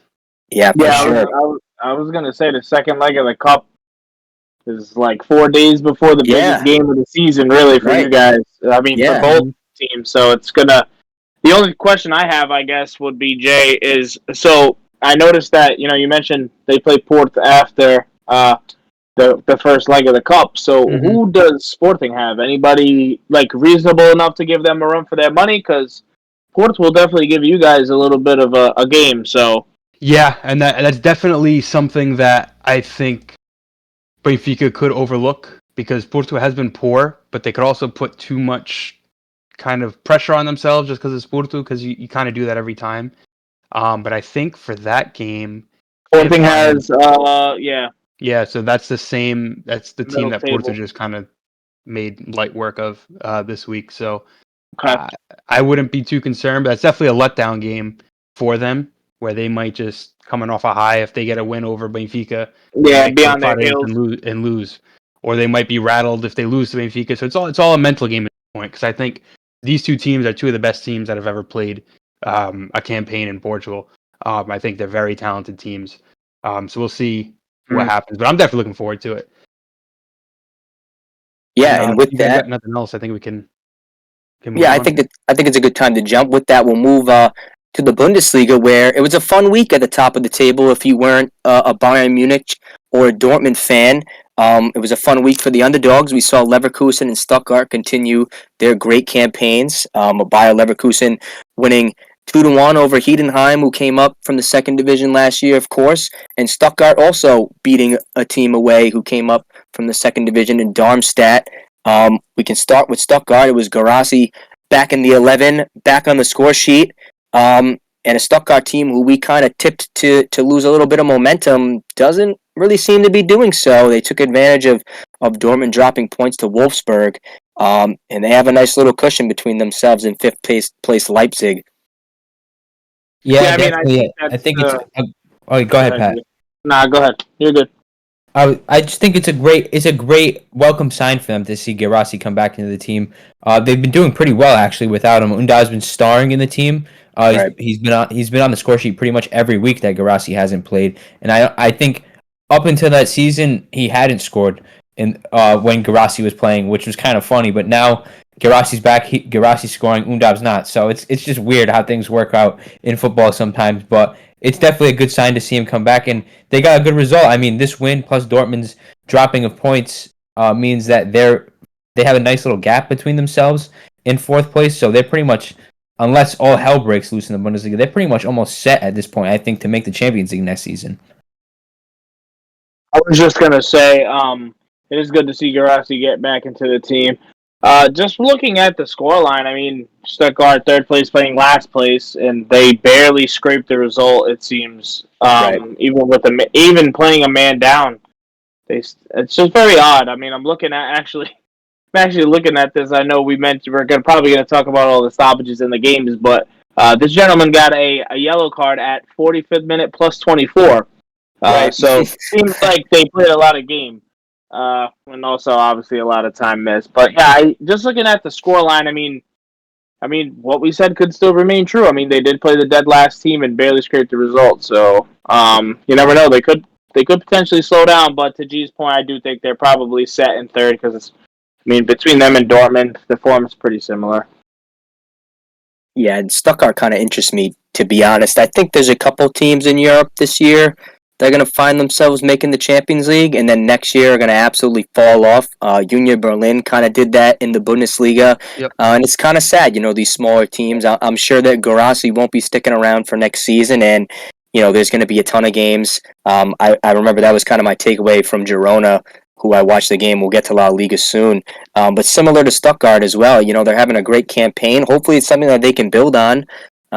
Stuttgart are pretty much regulars in the Bundesliga. I know they bounced around for a couple seasons. I'm sure their fans are happy to see them back because they are a pretty big team in Germany. But with that, if no one has anything else to add about Stuttgart, we can move to Leverkusen, who have continued their unbelievable form. It's 32 games in a row unbeaten for Xabi Alonso, and kind of just more of the same. Really not too much else to say from me. Yeah, I mean they got a heavily rotated side in this game, and yet again they get the job done. It's the win backs contributing. I know Grimaldo doesn't have a goal and an assist in this game, but he was certainly the most influential player on the field by a mile, in my opinion. I mean, he's just so good. He can do everything. I mean, you almost question what position and what he can't do on the field sometimes because it's just mind-boggling to me that he's a left wing back. And I think that's really all credit to Xabi Alonso to know that that's the type of player I can bring in and sign him on a free, which is just crazy, and then slot him right into the team and him having just an absolutely otherworldly impact. I think that's all credit to Xabi Alonso's honestly world-class vision as a coach. Yeah, I think Grimaldo's been one of the best players at Benfica for the entire time he was there. He's been honestly one of the best left backs in the world, and the disrespect he's gotten by not even getting a Spain call up before this year is crazy. Because I think he was very good coming out of Benfica, but he's taken a massive step forward this year. So I think he's playing this Xabi Alonso's system fits him way better than anything Benfica did. Giving him the freedom, that's why. Right. Giving him the full freedom as a wingback, like lets him shine. And I think he's really taken that role and run with it.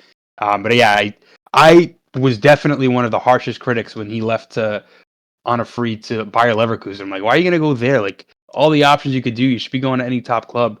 But boy, was I wrong because they are a top club now. Leverkusen, and they are flying.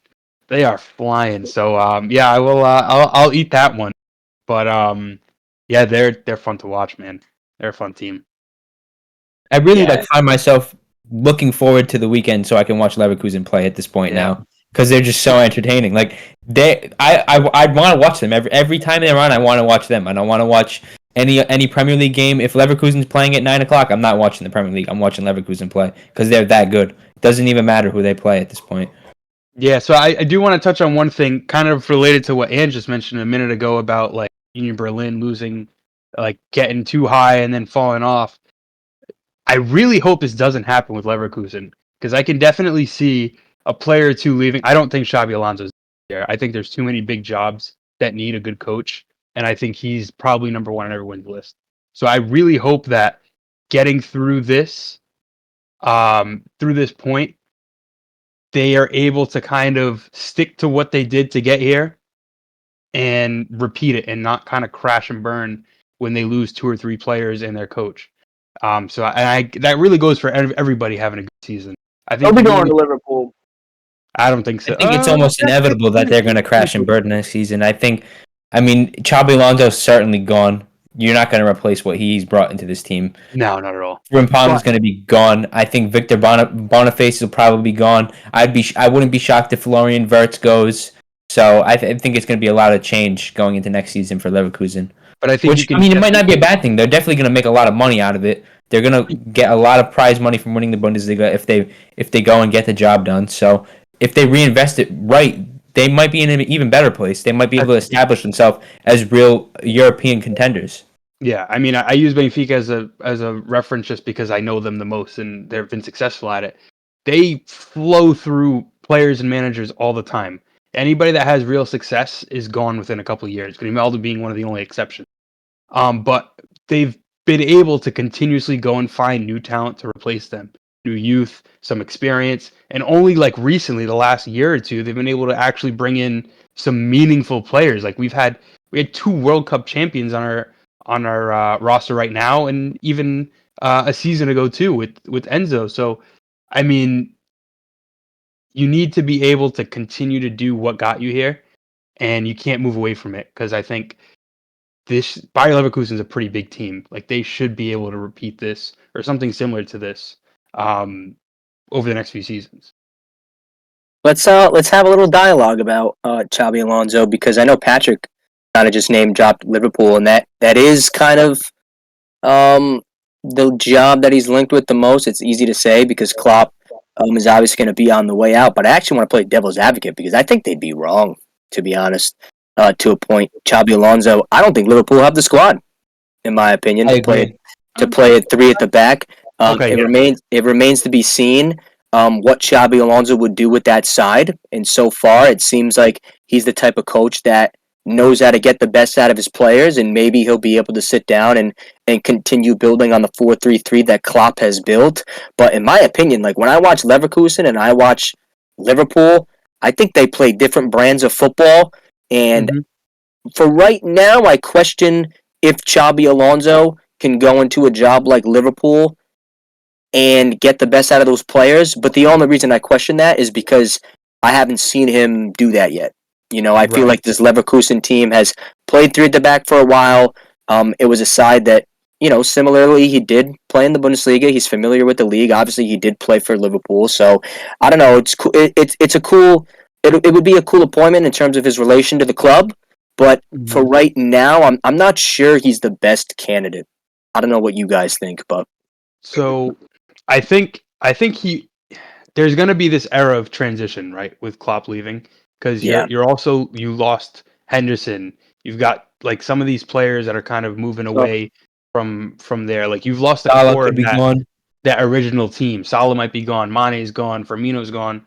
Like Yeah. you've lost a lot of that core. So it might Mhm. be a good time to start a new transition And play a new and system is what you're play a saying, new right? system. And It's a when I good think point.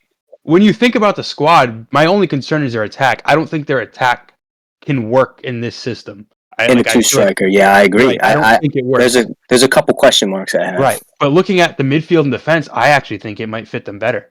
Like if Okay. you start putting like Trent in a wing back role, right? Robertson and Tsimikas can both play on the left wing. Trent Yeah. can play a wing back. And Yeah. I'm sure Connor Bradley can do the same from what we've seen as well. So I mean, defensively and midfield wise, I think they're good, but I think they're way too top heavy. They've Yeah. gone too far in one direction with the type of attackers they have that I don't Mhm. think it would fit this way. But it might be a good time to try it.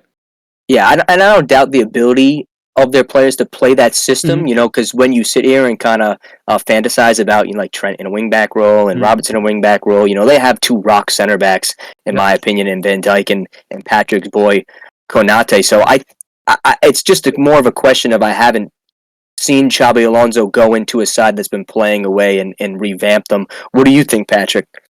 So I actually only said Liverpool. I don't care about the linking to the club. I mean, obviously it was talked about, but I agree 100% with Jason. I think Konate, Van Dijk, Gomez, Robertson, Endo, I can see it. like McAllister, Trent, and I would go like you could play Gakpo center forward and play Jota Nunez. You could play Salah Nunez. I think they have the perfect squad for it. Gotcha. That's kind of just my assumption. I mean, the players that you're dropping from the wingers and the one midfielder really don't make a big difference for me. Curtis Jones, like Diaz and Jota or like Diaz, Gakpo, you can kind of play with everybody. But I mean, Diaz traditionally a winger, of course. So I mean, not every game, obviously, but I really do think like they could probably replicate the team there. And to Jason's point, they are going through their transitional period, but it's crazy to see how good they've been so quick. Like one season off, and they're like back fighting to for the a league second. in a transitional period. Exactly, and That's the key to it. But I really do think that he will be joining Liverpool. I mean, the thing is if not him, then who? Like who do we have that really can step up and fill Klopp's shoes as that big figure and that big coach that he brings such a personality to the team, and why not Xabi Alonso? Yeah, because I think when it comes to options here, I think with Liverpool you have to go big, right? Like I don't think you can just go bring in like I don't know. They're not going to go bring Graham like a Potter. Walter Mazzari, right? Like a Yeah. Serie A they're not gonna legend. They bring can't some bring bum in. in somebody like that. They have to bring in like club legend or solidified golden manager. Right. Well, you know what I mean? Like right now, the only club legend they can bring in is Stevie G, and we all know he's not the man for the job right now. They have Xabi. Xabi Alonso is technically one of their beloved players. Even like, he won the Champions League, but I wouldn't put Xabi Alonso in like Liverpool club legend category. Believe me, Liverpool, they do. a cold just hero how to good them. he was. Don't worry. They do, but I don't know. I not for me. It's where he made a name for himself. They love him over there. Believe me. He went from there to Real Madrid. So I mean, I do want to give a quick mention to like some of these other like coaches, like the former players who've come through that kind of weren't ready. I don't think that's going to be the case with Xabi Alonso because all the ones that had success, like I think he won with Celtic, right? Like, but he's doing this in the Bundesliga, which has only been won by Bayern the last like 15 years or whatever. Like this is a big job he's doing. And Leverkusen, who've never won it ever. They've never won it either. I mean, they've always been there and abouts, but they've never really been at this level. So I think the level he's proving right now puts him above all of those guys anyways, and I think he will have success than any of like a Lampard, a Gerrard. Like I think he'll do way better. Yeah, Right. and I think it's kind of crazy too, because if we look at this class of managers that's coming through, they're all former players.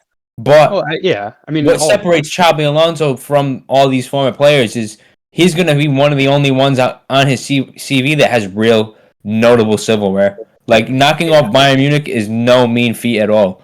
So I think that's gonna give him, even if it's not the Liverpool job, he could walk into any job in the world right now, no problem. Real Madrid, Barcelona, if he wants it, I mean, he could name his price. I think he could go wherever he wants. Yeah, I think that mold of like a defensive midfielder is the key to the best coaches right now. So would you say, Jason, that defensive midfielders are the smartest players? Yeah, absolutely. I've been saying this for time. They're Thank just you. the least talented. Thank you. We're talking about defensive midfielders who actually want to play and not quit on their team. So. Right. Let me put that in there too. I'll also give you a quick update for you guys. João Moutinho licenses as he's playing. You cut out. Can you say it again? João Moutinho is going through his coaching licenses right now. Oh, nice. So that's definitely my eye for the next best Portuguese coach coming up in the next 5 years. And then I would say Bernardo Silva as well once he goes through it. Leandro Paredes is actually at Roma. I think it was. I saw him and a few other players are doing it as well. For I think Roma. I don't know. I actually saw Roma. Now you brought that up. Roma's been offering classes to some of the players who are interested in going into their coaching, so they can do their badges while they finish playing, which is pretty cool. I think. That's dope. Jay, I was going to say, to correct you, it wasn't Celtic, it's Rangers. Rangers. That's right. It was All the Scottish fans are going to kill you. Other Scottish. Oh, well. Yeah, the biggest two Scottish rivals. Just get those confused. It's fine. The Liverpool conversation, because it was Brendan Rodgers one with Celtic, right?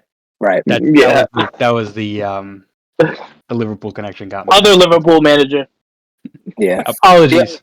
The only other thing I wanted to talk about with Xabi Alonso, and then I'll put the nail in the coffin for the conversation. I actually think you did make a really good point, Jason, where not only do the players that Liverpool have right now have the ability to probably play in a back three, there could be a big piece of this team that leaves in Mohamed Salah, and I think you're kind of right. I think that might be kind of why. I think that might have to do with Klopp's decision to leave at the end of this season as opposed to maybe last or next season's. And I kind of agree. I think Xabi Alonso would be able to fit these players in a 3-back system if that's where he chose to play, but B, he'd probably be given a little license to bring in maybe some members of the Leverkusen team or other profiles that he thinks would fit the system. So all in all, I mean, I wouldn't mind seeing Xabi Alonso there. I'm not. I just can't say that I think he's the best candidate, just given that Liverpool have played this 4-3-3 system for years now. No, that's a good point. That's my only question mark. But I think I would also not lock Xabi Alonso into this position, into the system, because it may just be that he thinks it's the best fit for them. And if you were to go to Liverpool, he'd continue the 4-3-3, because that's basically what he played all his career. So I'm assuming he could coach it.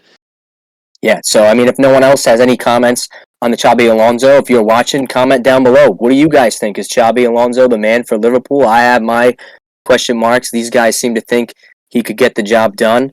But with that, we can move to the Bayern Munich game, which is another team that might be looking for a coach pretty soon. They were embarrassed at the hands of Bochum again. It's not the first time they've gone away to Bochum and lost. I remember they lost, I think it was 4-3 a couple seasons ago. Now Bochum are back in the Bundesliga and back breaking Bayern hearts. It's an 8-point gap between them and Leverkusen at the top of the table. I think it might be finally done and dusted.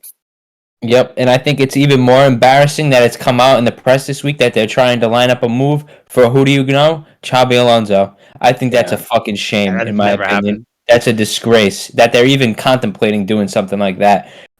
This is the first time since 2015 that Bayern have lost 3 games in a row, which is kind of outrageous. I was going to ask that, actually.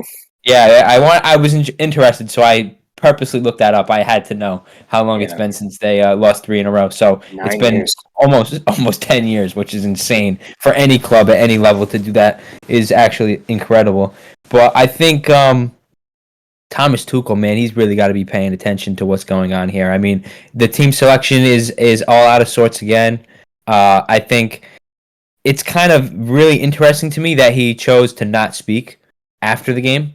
He Well, I he think said that he people. had to catch the train. Yeah, That I was his think excuse. I think people thought the sack was coming right after the game. Yeah, when the that press really conference was made me think canceled. that as well. To be quite honest with you, because I think that's a telltale sign if a coach is afraid to speak to a media after a run of bad results like this. I think it really shows where he's at and where he feels he's at. So I think it's just a matter of time, really, for him. It feels like they don't believe in him. When you watch these players play, they look so frustrated. They look so out of sorts. They just look all over the place, and I just think he's certainly not helping them by chopping and changing. He's got a different back line every week. I mean, Kimmich and Goretzka have been mainstays in this midfield for I can't even remember how long now. And ever since Tuchel came in now, that's a problem. Kimmich is not as good as everybody believes, according to Thomas Tuchel, which I think is outrageous because we all know how good of a player that guy is. But Thomas Tuchel doesn't seem to think so, and he's willing to let the guy go. So I think Thomas Tuchel is just getting everything wrong, and I think he's just overthinking things at this point. And I think if any manager out of all the managers we mentioned in this episode, because I feel like we mentioned a lot of managers that need to get the sack or have gotten sacked, I think he really does need to go because it's a problem now at Bayern Munich. This is not the Bayern Munich that we've come to know over the years at all. I'm glad you brought up the team sheet too, because what stood out to me was seeing Matthias de Ligt's face in the back line. Now we were just saying last weekend how de Ligt was wondering why he couldn't get a game. He was saying that he was in top fitness and Tuchel wasn't picking him. Maybe it's because Upamecano was red carded in the midweek, and Tuchel knows that in a couple weeks. I'll get to that. And maybe Tuchel knows in a couple of weeks' time he's going to have to play de Ligt at home to Lazio, and what's an absolute must-have performance now with them being a goal down in that tie. But back to the Bochum game, I mean, he was forced to implement Upamecano into this one. He featured for. No, I meant Upamecano with Mazraoui getting hurt. He played about 40 minutes. He added 2 more cards to his resume, and it's 2 red cards in the span of about 4 days for Deo Upamecano. He's having a rough go of it. I feel bad. Somebody who I think has been pretty underrated, to be honest. I think Upamecano has been nothing but a rock for Bayern, especially for France. What a shame. I just don't know where this Bayern team is going to go. And you bring up even the attack. I mean, he introduced Choupo-Moting for kind of no reason. I know Sané hasn't been doing that good, and he hasn't been scoring, but just very strange. It was interesting to me that Tuchel thought it was the time to rotate now. I would have figured he would have stuck with the same 11 and try to let those guys find their belief again, find their feet again. But he chose not to. It was a 3-2 loss, and it was 3-1 for a little while in this game. Kane got on the score sheet, but yeah, I guess he's brought that kind of Spurs mentality of being trophyless to Bayern. What did you think, Jay?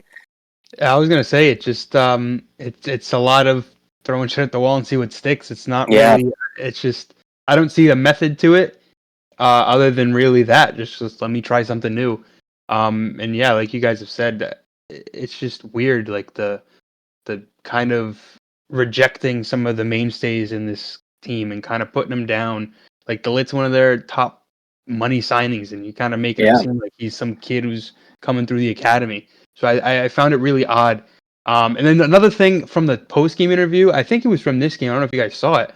He started bringing up XGs. Like, I don't know how he lose a game. It was 3-1 XG or something like that. Like, shut up. This isn't XG even means nothing, the worst bro. XG I've seen in lopsided. And you almost gave up 2 XG to a team with 31% possession. So I mean, what are you doing? They dominate this game and they can't get it done. So I think the most difficult thing too for Upamecano's standpoint is, the red card he gets he gives away a penalty in the Champions League against Lazio. And then the red card he got this weekend, same thing. It's also a penalty. So I think that just screams like player that has no confidence in himself, no confidence in his teammates. And I think that it's really all stems from the manager. Like there's no real other place that could come from, in my opinion. Yeah, I was going to say I wanted to touch on Upamecano too. Yeah. I actually disagree with you, Ange. I think I think he's okay. I don't think he's as good as Kim and Jai. I really don't. I really honestly think De Ligt is better than him. I think he just had a really bad run of form. Yeah. I'm not a big Upamecano He's guy. and De Ligt's also not even been given the chance to have a run of form. Yeah. Literally, they bought Upamecano from Leipzig and was like, "Yeah, go ahead, you're the starter," just because he had the experience, And De Ligt will have a couple bad games. They throw him to the bench, and that's why I hope he's one of the center backs that I want on our short list. That he is always, of course, because of the Ten Hag link there. But I'm actually happy to see De Ligt playing. I wanted to touch on that. I had to run upstairs or something, but I do think Upamecano is kind of. I guess I would say digressing a little bit. I don't know. Sometimes his performances just rub me the wrong way, and he likes right. He kind of crumbles a little bit. I think Liverpool stole on Bayern Munich, grabbing Konate, his partner, and I think he's been truly better the entire time. And I think maybe the big price tag and maybe the just being the number one gets him that sort of status, and it's always the number two that goes unnoticed. So. Just wanted to touch on that. No, and you bring up a good point because even with De Ligt, it's certainly not like he's less talented than Upamecano, and maybe if he gets a little run, he'll remind people of the player he is. Because I think I had even said on a podcast earlier that he's one of the names I'm surprised that a lot of teams aren't pursuing, especially United. Obviously, like you say, there's always going to be those Ajax connections to Ten Hag. They had a wonderful achievement, the semifinal they reached of the Champions League, and I think De Ligt is still so young. A lot of people were surprised when Juventus kind of sold him. They were wondering why he looked like he was going to be the future of Juventus's defense, and then they sold him for big money to Bayern, where he's racked up more appearances on the bench than he has on the pitch. So it's sad to see. But with that, I think we can move to La Liga as we wrap up this podcast. There was really only one game I wanted to talk about, which was Bilbao-Girona. Bilbao got a massive result hosting Girona. It's a Girona team that seemed to be moving in the wrong direction, unfortunately, ever since the loss at the hands to Real Madrid. I think they were kind of dragged down to earth, but this Bilbao team are flying. It's another big result to them. They've gotten wins against Atletico Madrid. They've knocked Barcelona out of the cup, and now they've won at home against second-place Girona, which sees their bid to get towards the top four grow even stronger. I know Atletico Madrid and Barca also got wins on the weekend, but I'm sure Bilbao will feel pretty confident keeping pace with them.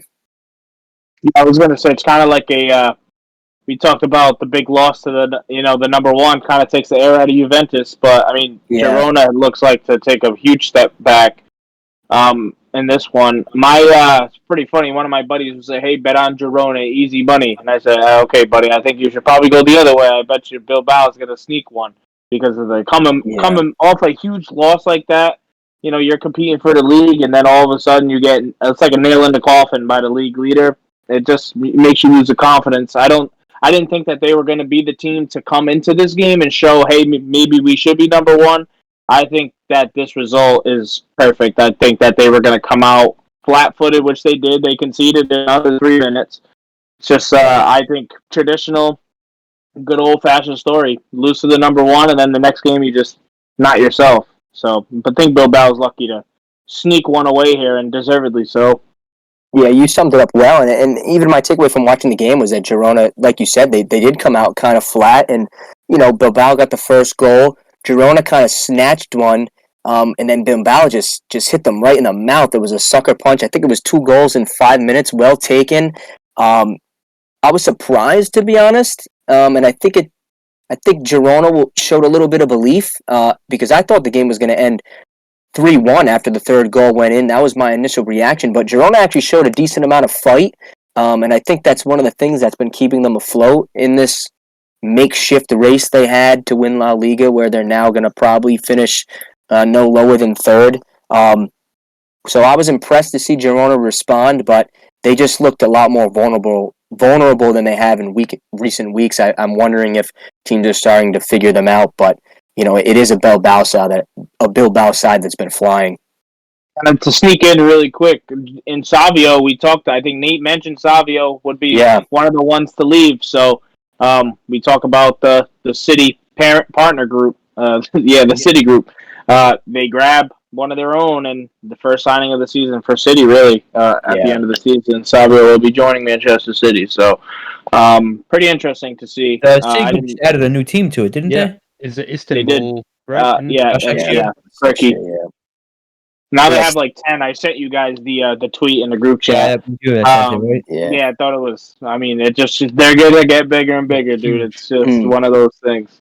I just want to say one more thing about Girona too before I throw to Gianluca, because me and Gianluca watched a decent amount of this game together, so I know he's going to want to chime in. But yeah, you bring up the signing of Savio, Patrick, and I alluded to Girona earlier when we were talking about Stuttgart. I mean, this was the other team that I had on my mind that's similar to Stuttgart that finds themselves really a lot higher than they probably thought they would have been going into the table. And, they're probably going to play in the Champions League next year with a huge increase of quality. It's an influx of games onto their schedule. And I think this side is going to get absolutely picked apart. I mean, half of Girona's starters are loan players from Barcelona, Real Madrid, or Atletico Madrid. So it remains to be seen which loan players they'll be able to keep. And on top of that, I mean, Dovbyk looks like he's destined to get a move to a bigger club. Savio has obviously already been pried back to the biggest of the City sisterhood. So we'll see what happens. But what did you think about the game, Gianluca? Yeah, I think this game really sums up how really strong Atletico Bilbao are at home. I think they're probably one of, if not the best team outside of Real Madrid at home this season. They've won, I think, nine on the bounce in all competitions, and it's just really impressive. They're another side that's actually really entertaining for me to watch this season. I enjoy it every time I see them play. I think at this point it's pretty easy to say that Girona's title hopes are just about dashed.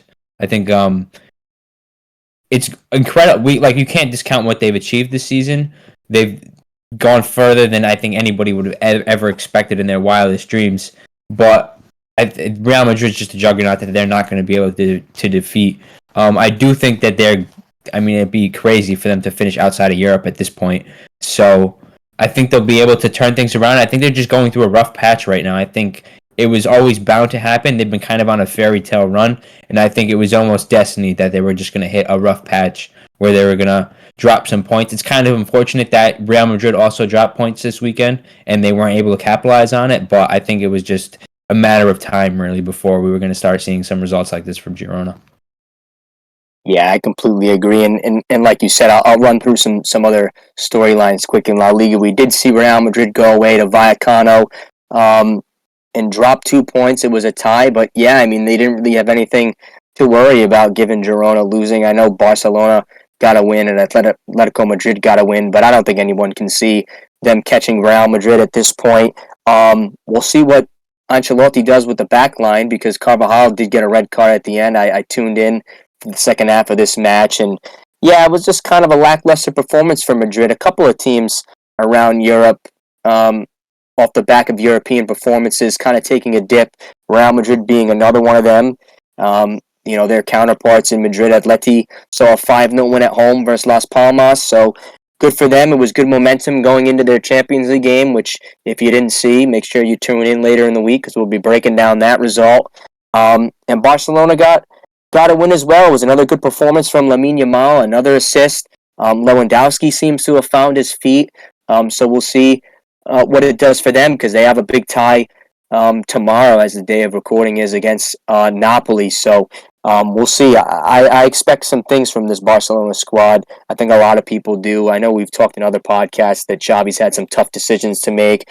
He hasn't really had his full 11 at his disposal. But in recent weeks, I know they're still conceding goals, but Barcelona have looked pretty good.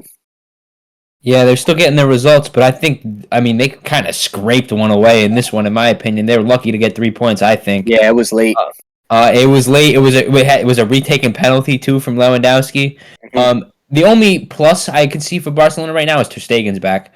I think that's going to really help them out a lot defensively. It's going to really share them some things up, and still a little bit more confidence in those players. And they got some young players stuck in there too, which is kind of surprising for me at this point in the season, considering they kind of, I would think, need some experience right now, considering the games they have coming up, being in the Champions League. I'm sure they have another El Clasico coming up as well too. So I think having Ter Stegen's back is going to be a welcome sign for them.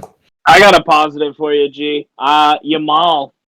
Yeah, outside of him, this kid is gonna be nasty. Yeah, he's a special talent. What I do think though is I think the point that you made remains true for a lot of clubs. Instead of the youth, they like the experience. But for Barca, who's been so stagnant on their full squad players, we saw Dembele play for years with nothing. We've seen the mainstays just do nothing. I really do think that the freshness of it gives them the chance. They have Rook and they have Yamal, kind of giving some life to the team. Yeah. And with Pedri back, Gavi was here. You know what I mean? These young guys are really driving the team. So yeah. Gavi come back soon? Does anybody know? Nah, he won't be back for a while. Sure. ACL tear, he'll be gone for a while. Right. But yeah, I do think the young crowd is really serving them well right now. I think it's something to look forward to for Barca fans going forward. Did you see Araujo was comparing that Kubarsi kid to PK? He was saying that he thinks that he moves around the pitch very similar to him, because I guess... So he's going to suck, basically, is what he just said. He was like, PK wasn't the fastest, and he read the game well. I see a lot of that in Kubarsi. But I think it's pretty interesting that, this kid's 17 years old. He's pretty much cemented his place in the team now. I think he started 4 or 5 games in a row. Some film and pay attention to how he plays, because he's been stinking it up too. Yeah, I'm glad you brought. I've never really seen Araujo do anything good, to be quite honest with you. I see him get dusted by Vinicius every time they play Real Madrid, and that's about it. Well, I'm glad you bring up Lamine Yamal, Patrick, because something that I've been kind of thinking when I watch him play is I kind of wonder how they're going to manage his career, especially these early stages. Now, Barcelona have obviously always been known for bringing in these young players, not because they have to, but because the quality is there. Lamine Yamal has, cemented himself kind of like Kubarsi is starting to into being a starter in this team. And my only concern is, we're looking at Pedri, but we're looking at Gavi these last couple seasons. Everyone thought, wow, look at this. It's like an Iniesta regen, a Xavi regen, and it's easy to make those comparisons. And I'm not going to compare Yamal to any of Barcelona's former players, but who I will compare them to is Pedri and Gavi. Pedri and Gavi have picked up a lot of injuries in the early phases of their career. Yamal's career is starting at an even younger age than Pedri's career and Gavi's career started at. And even Kubarsi, I know Barca's in a rough time, and, they can insert these young, talented players, but that's my only concern is this kid's already played a lot of games. He's still young. He's a growing boy. He's just a boy. He's 16. It's crazy to say he's already played 35 times this year in La Liga. So that's my only concern. He scores, he'll be the youngest ever to score in the Champions League this week, which is outrageous. Unreal. He's already made his debut for Spain. If Lamine Yamal is going to be a crutch for Spain's national team, this kid might end up playing 50 games this year. I just think that's a lot at the top level for a 16-year-old. Not as a question of his ability, but just a question of the boy's body. But, it remains to be seen. But with that, that's our roundup for the top 5 leagues. That brings us to our weekly 5-a-side, which we do every week. Usually has us start out at goalkeeper. When we throw it to Gianluca, who's our resident goalkeeper expert. Who caught your eye this year between the sticks? Yeah, so obviously, like I said, Svilar was very impressive this week, but there was another Serie A goalkeeper that really caught my eye this week. It was Marco Carnesecchi of Atalanta. He's kind of been in and out of the team for Gasperini this season, but it seems like now he's kind of taken the number 1 job from Juan Musso, and he's a keeper I've really rated. He's been Italy's U21 goalkeeper for a long time now. He's shown a lot of talent, and in this game, now mind you, he's never saved a penalty in his career in Serie A. He faced the penalty, saved it. The penalty was called back by VAR to be retaken, and then he saved that one too. So I think he deserves to be put in the team just for that, in my opinion. He was also pretty good in the game too. He made a lot of saves, kept a clean sheet, so I think he deserves it.